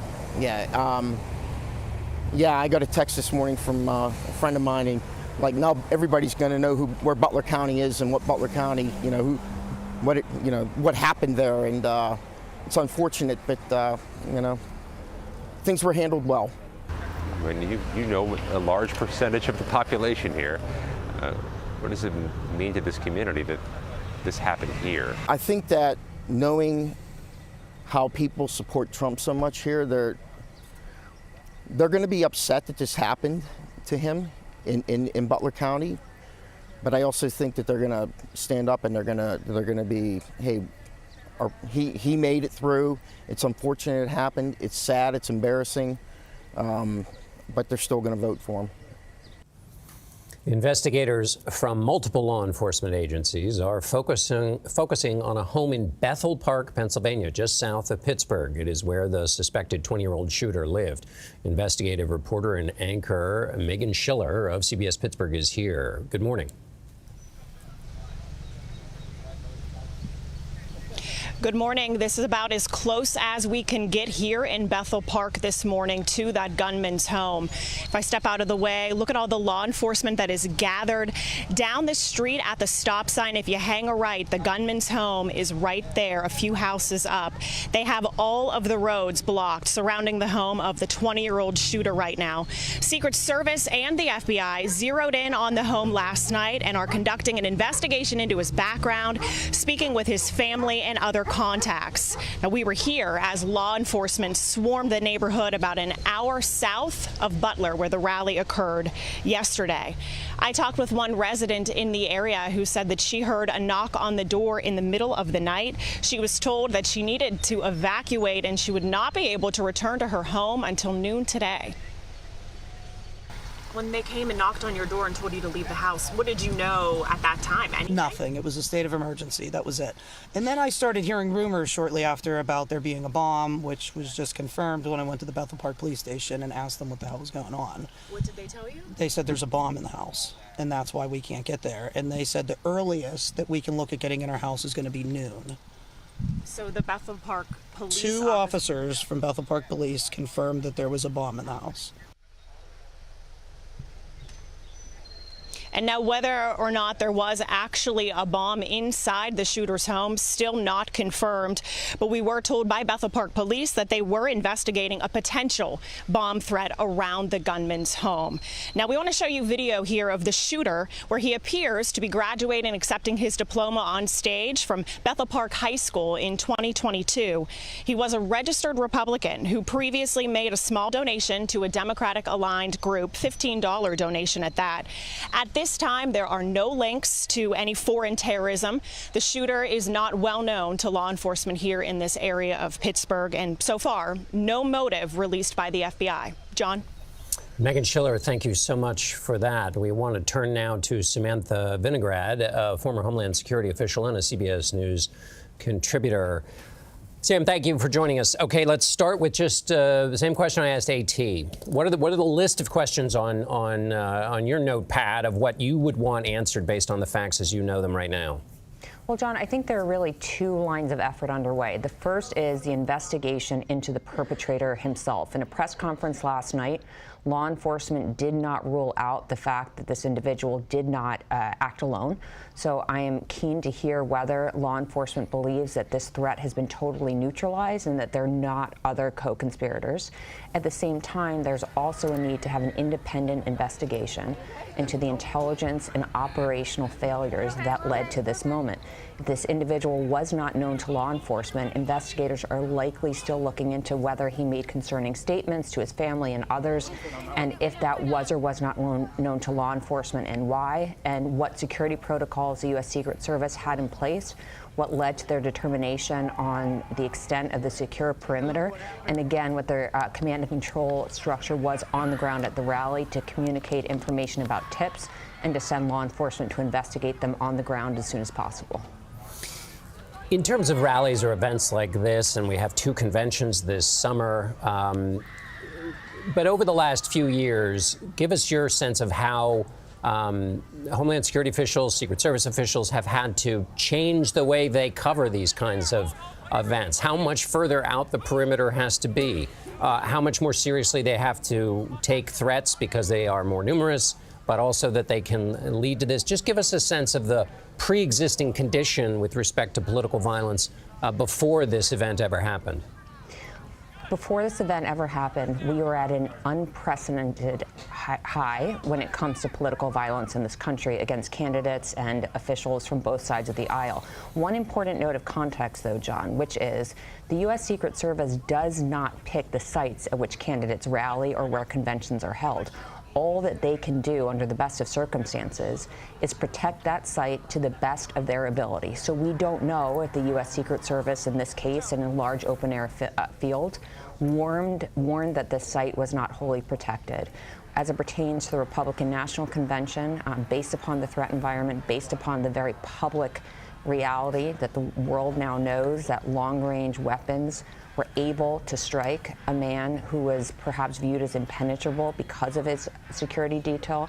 They will likely now extend the security perimeter out. But John, last point, I will say that resources to protect the president and former president were already at an unprecedented high based upon the fraught threat environment that we just discussed. Samantha Vinograd, thank you so much. Up next, the weight of words and dangerous rhetoric in this heated political season.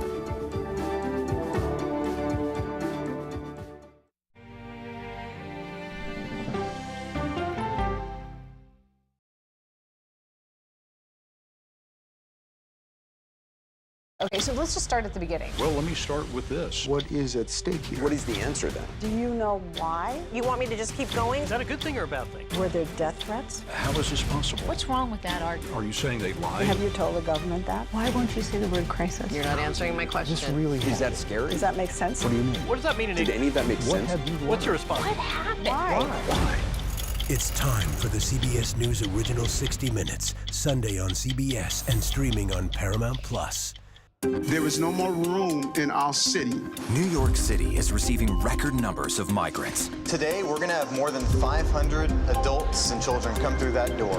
Tensions rise as shelters reach max capacity. We don't have to take care of them. CBS Reports goes inside a crisis cities and families are facing as they fight to survive. The United States still has that glimmer of hope for people to come here. Fighting for a future. Now streaming on the free CBS News app. This case. It's like a screenplay, something straight out of Hollywood. But it's not fiction. It's 48 hours. Human remains found this week. 4 families shattered. There's no physical evidence. The mystery would haunt investigators for years. There's some questions that have to be asked and need to be answered. Like a John Grisham novel. A gripping true crime original. 48 hours. Now streaming on the free CBS News app. CBS News. Face the Nation with Margaret Brennan, Sunday on CBS. Amid the chaos on Capitol Hill, this Democratic leader has been able to reach across the aisle to avert crisis and get some things done. We were sent by the American people to solve problems. Hakeem Jeffries explains how.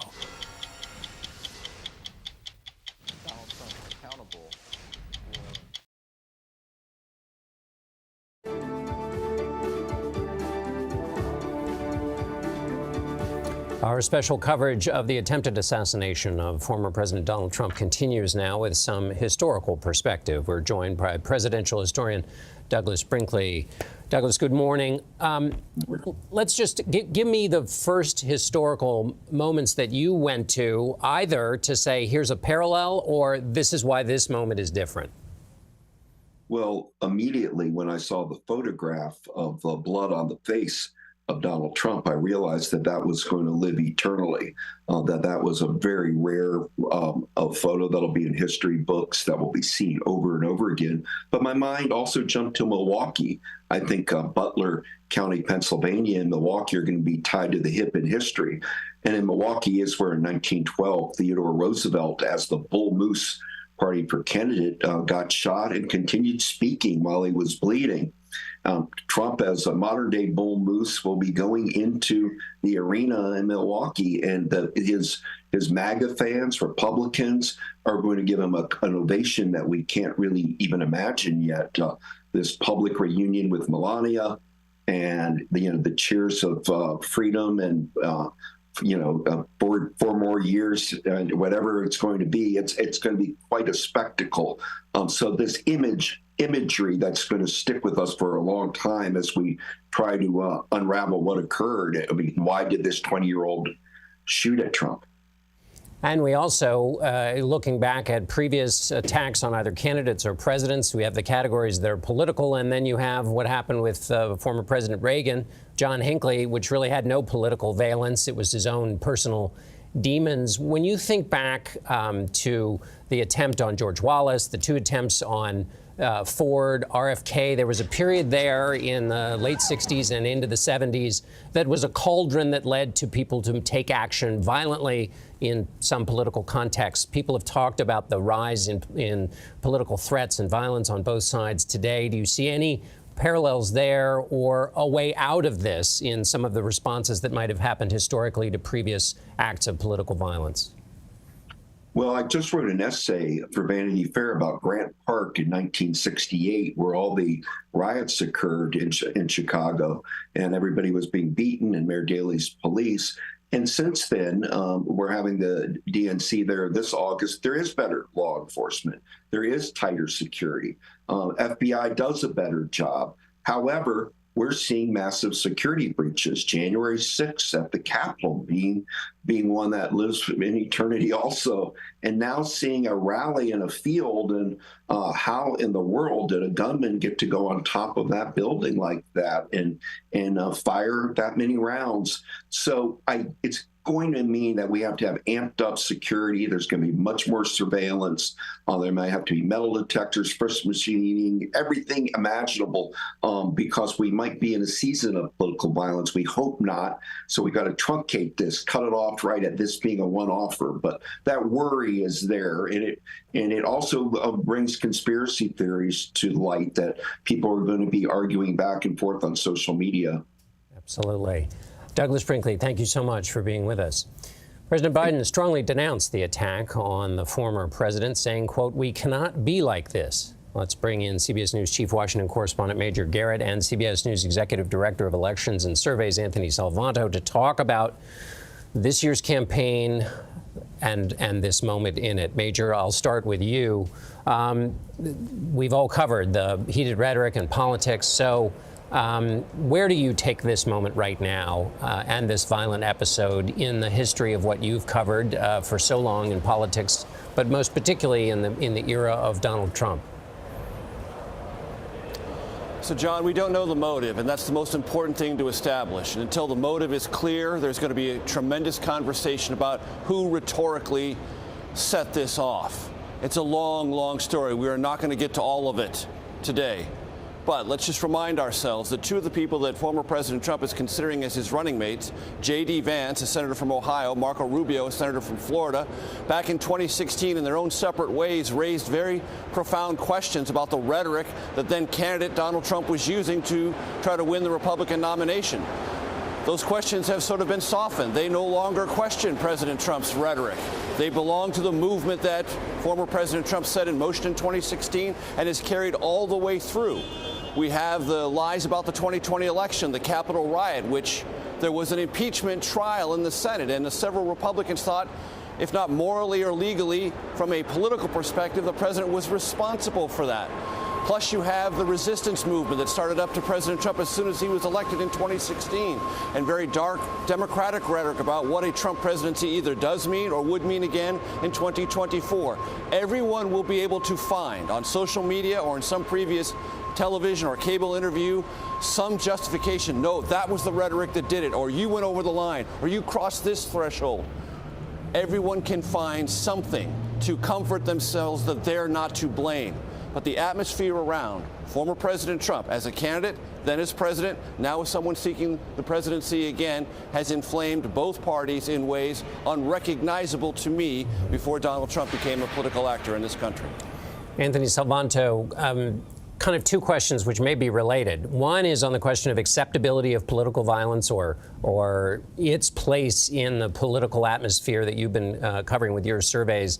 But then also if you could touch on, or maybe this is the first point, the way in which people see each other when they are in political parties, how that has changed over time from merely being a political opponent to maybe seeing the other as something more evil. Yeah, well, let me start with that, John, because in some ways the measure of this is what people expect. And we have seen, for context here, increasing numbers of Americans, most recently up to 2/3, who say they think that political violence will increase as a result of our current political climate. Now, the other part of that and how we see each other, we have to be careful to separate out what might be motivations, as Major was just talking about, for violence and what people see as the larger political climate. But having said that, you do see partisans on each side. It's been about half who see each other not merely as political opponents, but rather as enemies, as literally threats to their way of life. And what we're probably going to see in the discussion going forward here is how much attitudes like that then can be impactful on what people do and what people will accept in terms of actions. When I've asked, and to be meta for a second, the fact that a pollster in this day and age has occasion to ask things like this, is violence ever acceptable? Well, the overwhelming majority say no, that it is not. But at the same time, the around 14%, the very small numbers who say in some circumstances it can be, well, that's telling too, because it only takes a few individuals. It only takes a handful to then spiral out, John. Right. Major in these kinds of extraordinary political moments, public moments, parties, candidates step into them and they take advantage of them in all kinds of different ways. You can imagine it going either way. What's your sense of how the Trump team, the Republicans, the 4 days in Milwaukee there will cycle this new information into their convention there? John, I don't think the former president needs to, quote unquote, take advantage of this moment. We heard the folks that Tony DeCopel talked to at the Milwaukee airport saying instantaneously they are more motivated than ever. The Trump movement is about a person, no question about it, but it is about a larger sense of where America is and where America may be going. And having attended more than 100 Trump rallies, I know those who believe in former President Trump think he is about something that is very close to saving America as they define it. And when he says, I'm standing in the way of opponents of yours who want to get at you and I'm blocking them, they believe that. This moment in Butler, Pennsylvania yesterday, this attempted assassination, they will take deeply personally, not just as a matter of politics, but a matter of how they define what America is and what America can be. And that is something that the former president will not have to rhetorically harness. It will follow him. It will grow here in Milwaukee in intensity. Whether it radiates outside of the Trump movement, we don't know yet. But the former president knows he does not have to do anything. His supporters will see this precisely as he sees it. He can speak their same language, but he does not need to turn up the dial.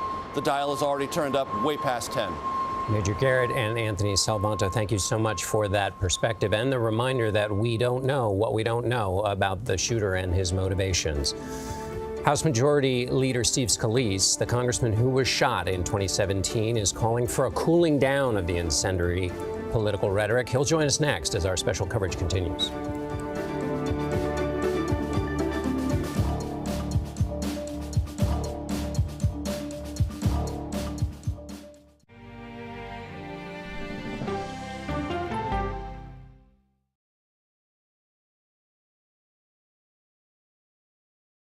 Okay, so let's just start at the beginning. Well, let me start with this. What is at stake here? What is the answer then? Do you know why? You want me to just keep going? Is that a good thing or a bad thing? Were there death threats? How is this possible? What's wrong with that argument? Are you saying they lied? Have you told the government that? Why won't you say the word crisis? You're not answering my question. Is that scary? Does that make sense? What do you mean? What does that mean in Did any of that make sense? What's your response? What happened? Why? It's time for the CBS News Original 60 Minutes, Sunday on CBS and streaming on Paramount Plus. There is no more room in our city. New York City is receiving record numbers of migrants. Today, we're going to have more than 500 adults and children come through that door. Tensions rise as shelters reach max capacity. We don't have to take care of them. CBS Reports goes inside a crisis cities and families are facing as they fight to survive. The United States still has that glimmer of hope for people to come here. Fighting for a future. Now streaming on the free CBS News app. This case. It's like a screenplay, something straight out of Hollywood. But it's not fiction. It's 48 hours. Human remains found this week. 4 families shattered. There's no physical evidence. The mystery would haunt investigators for years. There's some questions that have to be asked and need to be answered. Like a John Grisham novel. A gripping true crime original. 48 hours. Now streaming on the free CBS News app.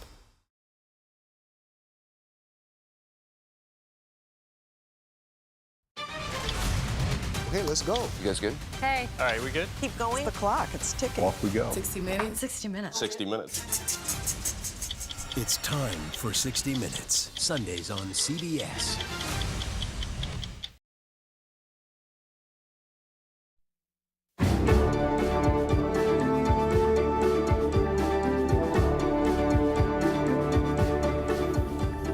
Welcome back to the CBS News special on the attempted assassination of former President Donald Trump. I'm John Dickerson in New York. The former president had just started speaking at his rally on Saturday, shortly after 6 p.m. local time, when there was the sound of pops in the air. Trump bent down as Secret Service agents rushed to the stage to cover him with their bodies. Then, a defiant Trump raised his fist to the crowd as he was led away. If you want to really see something that said, take a look at what happened.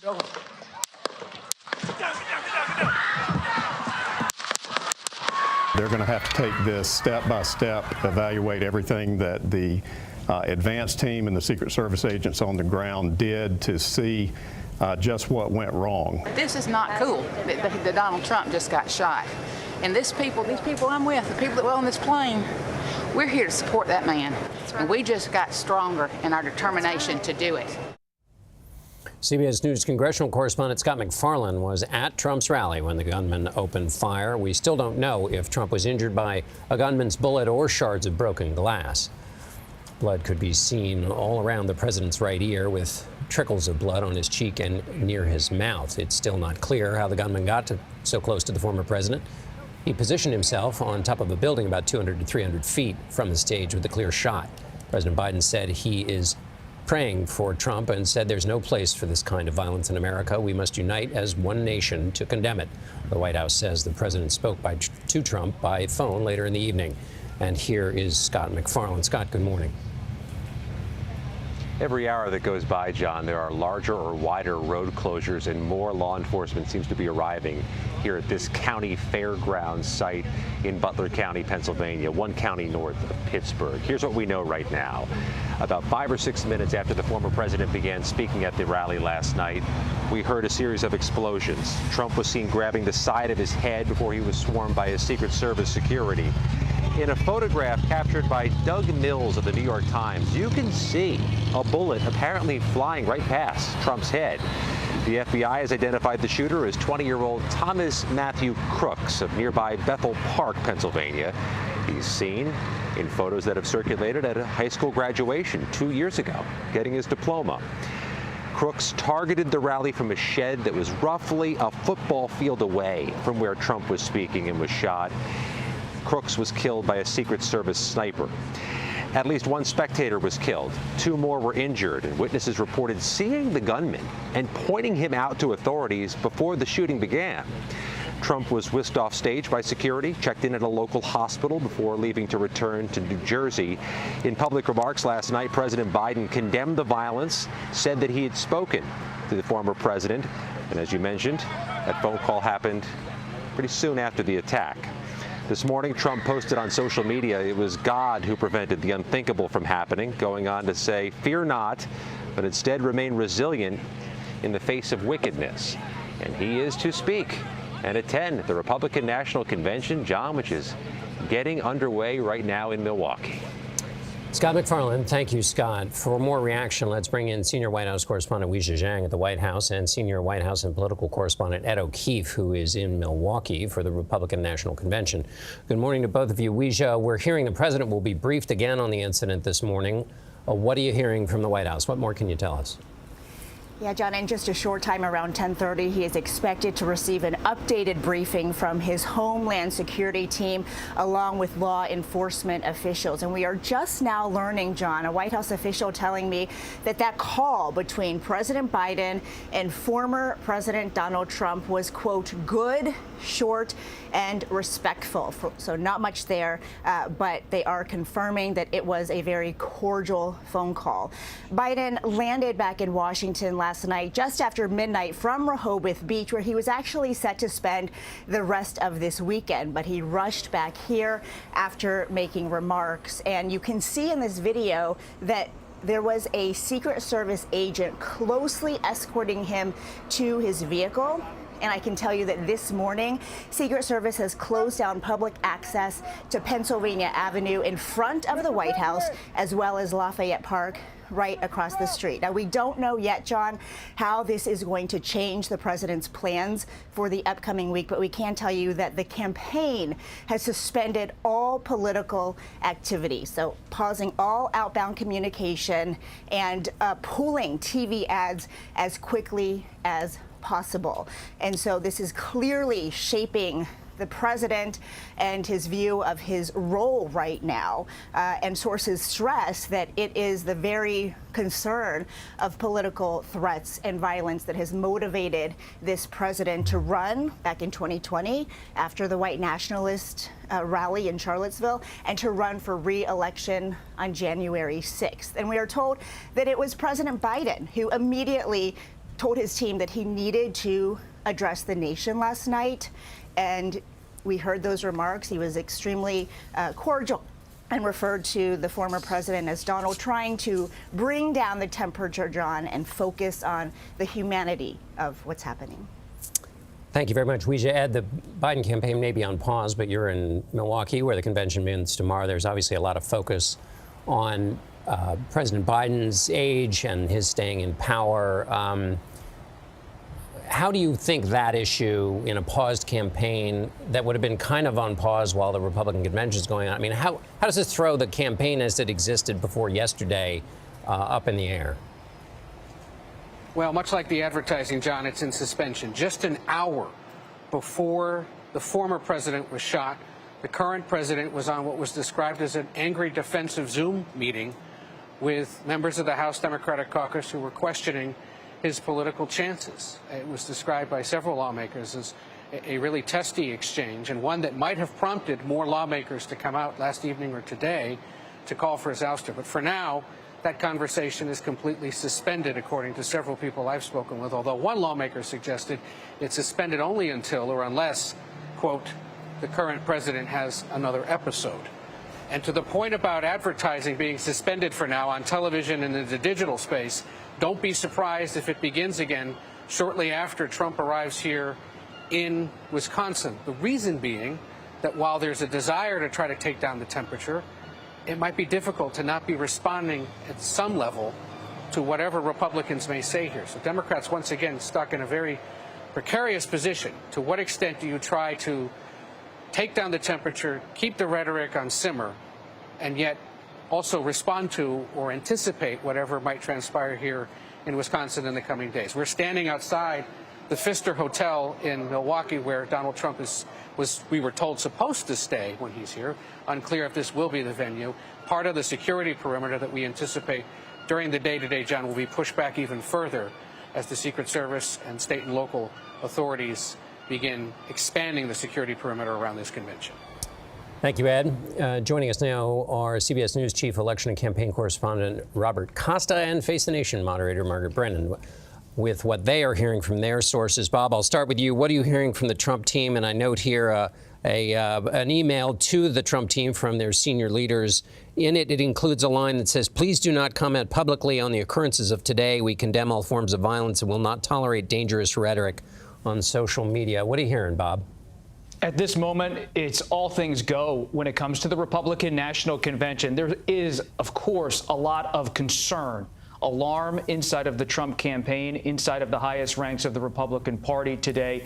But they are planning to, one, move forward with the vice presidential selection in the coming days, and two, begin the convention in Milwaukee on Monday. And they're looking towards that Thursday moment when Trump is scheduled to take the stage as a major moment in this campaign, where Trump will appear, as they are planning to at this moment, to give a major speech accepting the Republican nomination. But there are so many security concerns behind the scenes, looking at the perimeter in Milwaukee, looking at the security of Trump campaign offices across the country. Margaret, who's on the show, and what questions are on your mind this morning? Oh, John, I think all of our heads are spinning because what has happened in the past few hours has changed our national conversation. We are going to be looking really at the politics of it, but really also just the facts as we learn them, and put this into perspective, John, because we know at this hour the FBI is the lead organization conducting this investigation, but all U.S. intelligence agencies are scouring for any indication of who this 20-year-old Pennsylvania man might have been in contact with prior to 6 p.m. Eastern yesterday when this attack was underway. Was he in contact with anyone overseas? Who was he in contact with here? What was the nature of that contact? Or was there any attempt to radicalize him, for example? I lay this out because we have had repeated warnings from the director of the FBI, Chris Wray, both in public and in private, to lawmakers that really all threat vectors are extremely elevated right now. We are talking about domestic violent extremists, people who've been radicalized here, and in that bucket you can include political violence, state-sponsored terrorism, as well as foreign terrorist organizations. And he has testified they are all at a high level of risk in this country right now. So all mass gatherings were already being scrutinized. And in the wake of the events, you can imagine there is going to be an even higher degree of scrutiny. So we're going to be talking to Tom Cotton, Republican senator from Arkansas, national security-minded senator already, who will be addressing the Republican National Convention about crime and other issues. We're going to have Chris Krebs, our colleague, who has been looking at the radicalization online, the amplification of some of this really damaging political rhetoric, and Jason Crow, a Democrat who was on that call with President Biden yesterday that got heated. Our Ed O'Keefe mentioned it. John, that was the story until 6 p.m. yesterday, and we will pick it back up for you. Margaret and Bob, thank you very much. Joining us now is the Majority Leader of the U.S. House of Representatives, Republican Congressman Steve Scalise. Congressman Scalise was shot and nearly killed in 2017 by a gunman who opened fire as the Republican congressional baseball game held a practice. Mr. Leader, thank you so much for joining us. I imagine this is very difficult to experience, just hearing that description and these events. What was your reaction when you got word about this? Well, good morning, John. And yeah, you know, when I saw especially the unedited video with the audio yesterday, you know, it brought back a lot of memories, a lot of emotions. You know, you hear the pops of the shots, and that's a lot of what we sounded like on the ball field in 2017. You know, my first thoughts were prayers for Donald Trump because he went down. We didn't know initially how bad it was. You know, when you heard the word shooter down, that's what they said on the ball field for us. And, you know, and there was a shootout there. With police, Capitol Police, David Bailey and Crystal Griner were heroes that saved me and so many others that day. You saw the heroes yesterday, you know, the police who rushed to President Trump while the shots were being fired. And, you know, and it just shows you the bravery and heroism of those men and women who put their lives on the line to protect other people. They performed quickly yesterday to hopefully save what could have been a much worse situation. And, and our prayers go out for the victim, the dead person who went to a rally, a political rally, and didn't make it home that night, as well as the others who were injured. So, a lot of emotions and thoughts, but clearly, it's one more example that, this hypercharged rhetoric just needs to be dialed down. Let's talk about our differences. We have big differences, but this demonization of Donald Trump as a person that's been going on for years, it has to stop, because all it takes is one person to act on it, like we saw yesterday, for something catastrophic to happen. As a leader, and with your extraordinary personal experience with this kind of moment, what should a member of Congress, a person in leadership who is in the political space, regardless of their party, what should they say? What should their posture be in this kind of a moment? Yeah, and I talked to a lot of colleagues yesterday, and, we communicate a lot, text, call each other. When things like this happen, it's a moment where people get angry, and there's surely a lot of anger, but there's also this introspection. What can we do better? And I think, look, clearly we have differences politically. That's not going to change. We don't stop talking about those, but frankly, we ought to get back to just talking about those political differences. And, what are our policies and approaches to improving the economy and improving the lives of people and securing the border and achieving peace in the world? Those should be the front and center issues, not the personality of the person that's going to carry that out. And I think that's the biggest difference. We don't need to demonize somebody else to make our point. And frankly, if you're trying to assassinate the character or the actual person themselves that you disagree with, maybe you've lost the argument. Get back to focusing on the arguments, on the differences that we have, but not the character assassination that we've just become too accustomed to. Finally, how does that appear in practice? Because we heard in your case, many of similar things were said while you were recovering and everybody was praying for your recovery. How does this happen in practice? Do the speeches at the convention next week and at the Democratic convention need to be tested on a new, against a new standard about whether they take out those personal references or these implicit views about the other side, that they are evil? Help me understand how, in concrete terms, your colleagues would follow through on your suggestion. Yeah, and I think moments like yesterday just kind of refocus everybody, reset everything. In the shooting in 2017, for a long period of time, there did seem to be a dialing down, and hopefully with yesterday we see a dialing down again. And it's got to happen not just with elected officials. Surely it starts there, but with the media also, with late night show hosts. When you turn on a late night show and it's no longer comedy, it's a constant 10-minute barrage against a single person. Those comparisons with Hitler, that kind of stuff, that needs to stop too.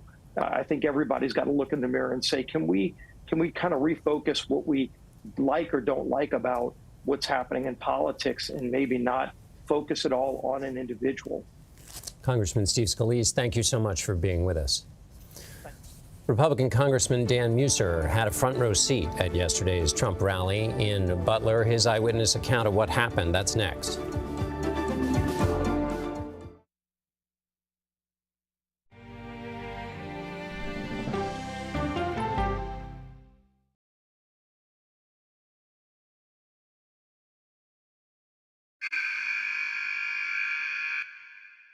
I had progressively fallen deeper into the world of online sports betting. The risk is the rush. What do you think is driving the spike in popularity? I think it's legality. If it's legal, I'm going to use it. There are ways to bet when you are 18. We've created an epidemic of child gambling. You can't walk into a male dormitory in a college campus without sports betting happening. It's America's most neglected problem. I used sports betting as a way to escape, when in reality, I'm choosing self-destruction. Whatever I had left, it was gone. The purpose of the industry is to get you to play to extinction. And that means until all your money is gone.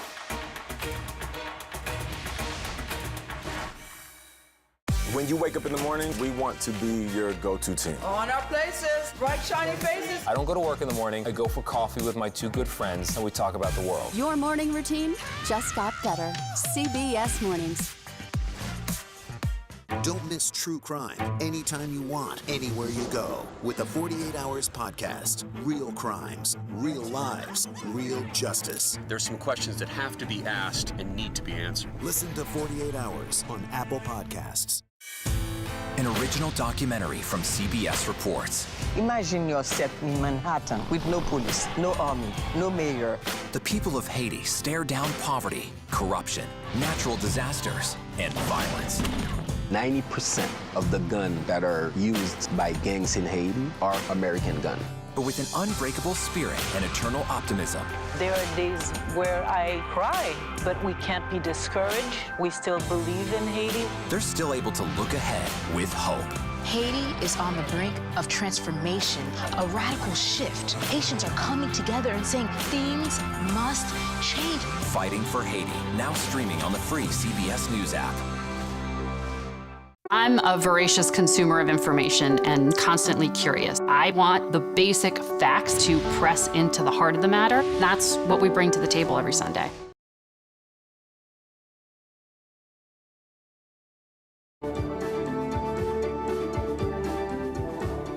The investigation into the shooting at Donald Trump's campaign rally is taking place just as the 2024 Republican National Convention is getting underway tomorrow in Milwaukee. One of the speakers at the convention will be Wisconsin native Reince Priebus, former chairman of the Republican National Committee and former Trump White House chief of staff. Reince, it's good to be with you again in this crazy moment. How have things changed already on the ground there?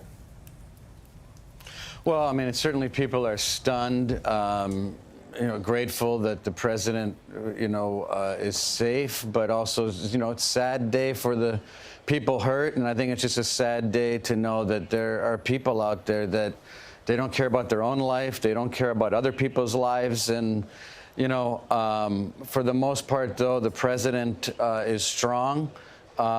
He's unwavering. And as chair of the host committee here in Milwaukee, our intention is to move forward as planned. How do you think things will change at the convention now with this, either structurally, in terms of tone, speeches? Just what's your anticipation, knowing politics as well as you do? Yeah, well, I mean, the events so far that we're actually responsible for are moving forward as planned. As far as the programming, the speeches, how this is going to change all of that, that's going to be something the Republican National Committee and the Trump campaign will deal with. I mean, so far, though, I think, the president's attitude has been resilient and unwavering, and I expect, just based on my own instinct, not based on what he or anyone else told me, I would expect this convention is going to be epic. It's going to be unified. I think people are going to be even more resolved to work together to move forward, and perhaps more reflective among all of us who talk on television and speak with each other, and maybe that's a good thing, obviously, as well. So I think that there's a lot of emotion going around, John, and a lot of reflection. When you say reflective, I don't know if you were able to hear Majority Leader Scalise talking about everybody toning down the rhetoric, not just politicians, all of us in the media and all the other people who contribute to this big national conversation. What do you think the nature of the reflection is that you were talking about? Well, I think it's similar. I mean, I think, unfortunately, division is very profitable in the media today, and I think somehow or another we got to find a way to make unity profitable in America. So it's something I think we've been thinking about for a long time, but we had a tragedy yesterday. I think we just got to reflect on that and pray about that, be thankful for a miracle, but also a tragedy for someone else. So it's just, the whole thing is just horrible and dreadful. Reince Priebus, former chairman of the Republican National Committee and chair of the host committee for the convention this year. Thanks very much, Reince. Pennsylvania Congressman Dan Mueser was sitting in the front row at former President Trump's campaign rally yesterday when those shots were fired. He joins us now to tell us more about what he heard and saw in those terrifying moments. Good morning, Congressman. What went through your head? Hi, John. Yeah, hey, good to be with you. Yeah, it was certainly a tragic day. I heard some of the other comments being made by Leader Scalise and former Chairman Reince Priebus. It was a bad situation. It started as a typical rally, of course. Trump was in great spirits. We gave our opening remarks prior. I was sitting with Mike Kelly, Congressman from Western PA, and as well as Dave McCormick, the U.S. Senate candidate, and we were 5 or 6, 7 minutes into the president's speech when shots rang out. And after the second shot, we knew what was happening, and particularly when I looked at President Trump and saw him grab his side of his head and hit the deck. So a little bit of pandemonium took place. I mean, certainly screams, and people were very upset, a lot of tears. And frankly, when the president stood up and gave his fist that he was okay, that cooled a lot of people. I mean, it was pretty amazing fortitude of the president to be able to have the wherewithal and instincts to do that. So, just shows that he knows how to lead. He knows how to make people feel better in a really trying situation. And frankly, John, I'm glad that the shooter, I mean, look, whether he's insane or mentally disabled, you lose your life. You do something horrible like that, and let's face it, our victims are, he murdered an individual. We got 2 in critical care, which are, sympathies and prayers go out to them and their families. So it was bad scene.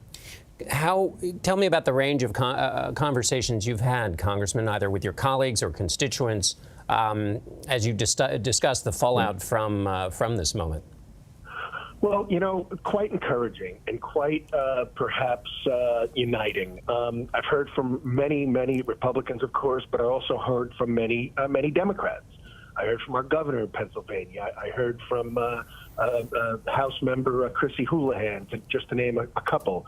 And they were very sincere, and they really want to do what they can do to help have a better dialogue, a better environment, not just with me, but in general. But I will say, just as Steve Scalise was pointing out a little while ago, and Mike Johnson earlier, I mean, some of the demonizing of President Trump is just, not only is it true, it's virtually hostile. I mean, John, I can sit in committee meetings sometimes, and people refer to the president in the worst sort of terms.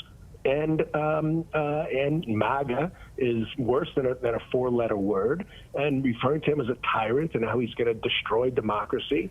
I can imagine what they say in their stump speeches back home.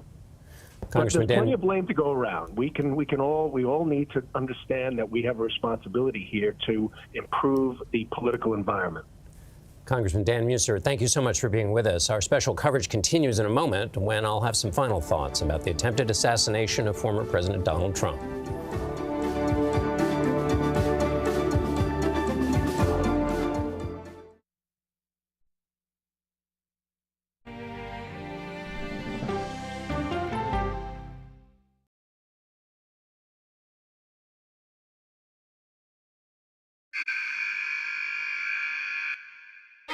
I had progressively fallen deeper into the world of online sports betting. The risk is the rush. What do you think is driving the spike in popularity? I think it's legality. If it's legal, I'm going to use it. There are ways to bet when you are 18. We've created an epidemic of child gambling. You can't walk into a male dormitory in a college campus without sports betting happening. It's America's most neglected problem. I used sports betting as a way to escape, when in reality, I'm choosing self-destruction. Whatever I had left, it was gone. The purpose of the industry is to get you to play to extinction. And that means until all your money is gone.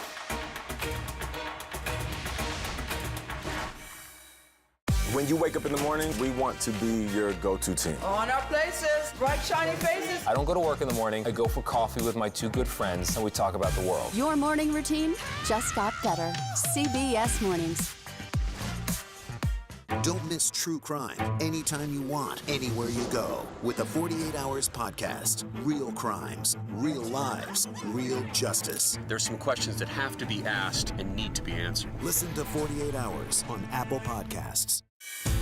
An original documentary from CBS Reports. Imagine yourself in Manhattan with no police, no army, no mayor. The people of Haiti stare down poverty, corruption, natural disasters, and violence. 90% of the guns that are used by gangs in Haiti are American guns. But with an unbreakable spirit and eternal optimism. There are days where I cry, but we can't be discouraged. We still believe in Haiti. They're still able to look ahead with hope. Haiti is on the brink of transformation, a radical shift. Haitians are coming together and saying things must change. Fighting for Haiti, now streaming on the free CBS News app. I'm John Dickerson. Join me for the Daily Report, weekdays on CBS News 24/7.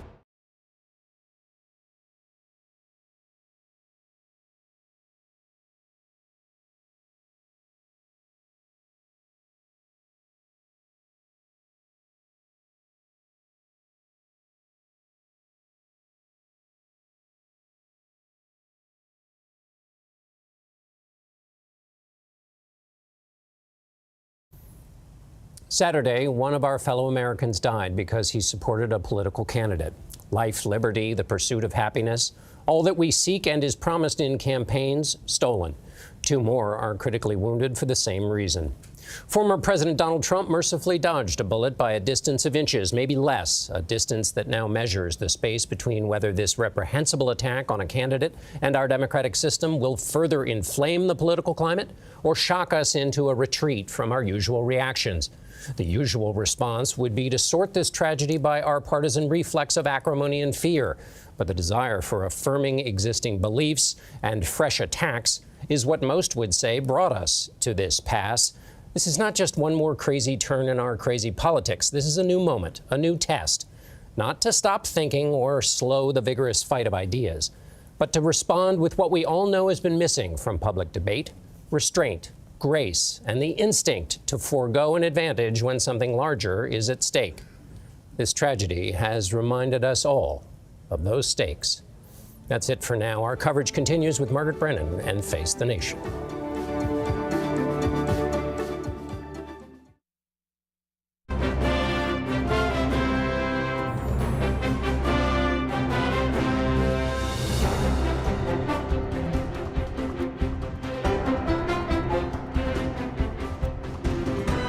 Good morning. As we come on the air this morning, the stunning events of last evening, the attempted assassination of former President Donald Trump at a political rally in Butler, Pennsylvania, have shaken, angered, and scared many Americans. They've also upended an already turbulent and emotional presidential campaign. Saturday night, President Biden condemned the shooting. There's no place in America for this kind of violence. It's sick. It's sick. It's one of the reasons why we have to unite this country. We cannot allow for this to be happening. We cannot be like this. We cannot condone this.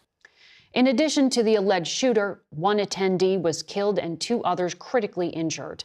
And we will try to get answers to the many questions we have about security for the former president, as well as the motive of the 20-year-old shooter. Our Scott MacFarlane was at that rally, along with 2 of our campaign reporters, and that is where we begin. 6 minutes after the former president took the stage in Butler, Pennsylvania yesterday evening, shots rang out. Take a look at what happened.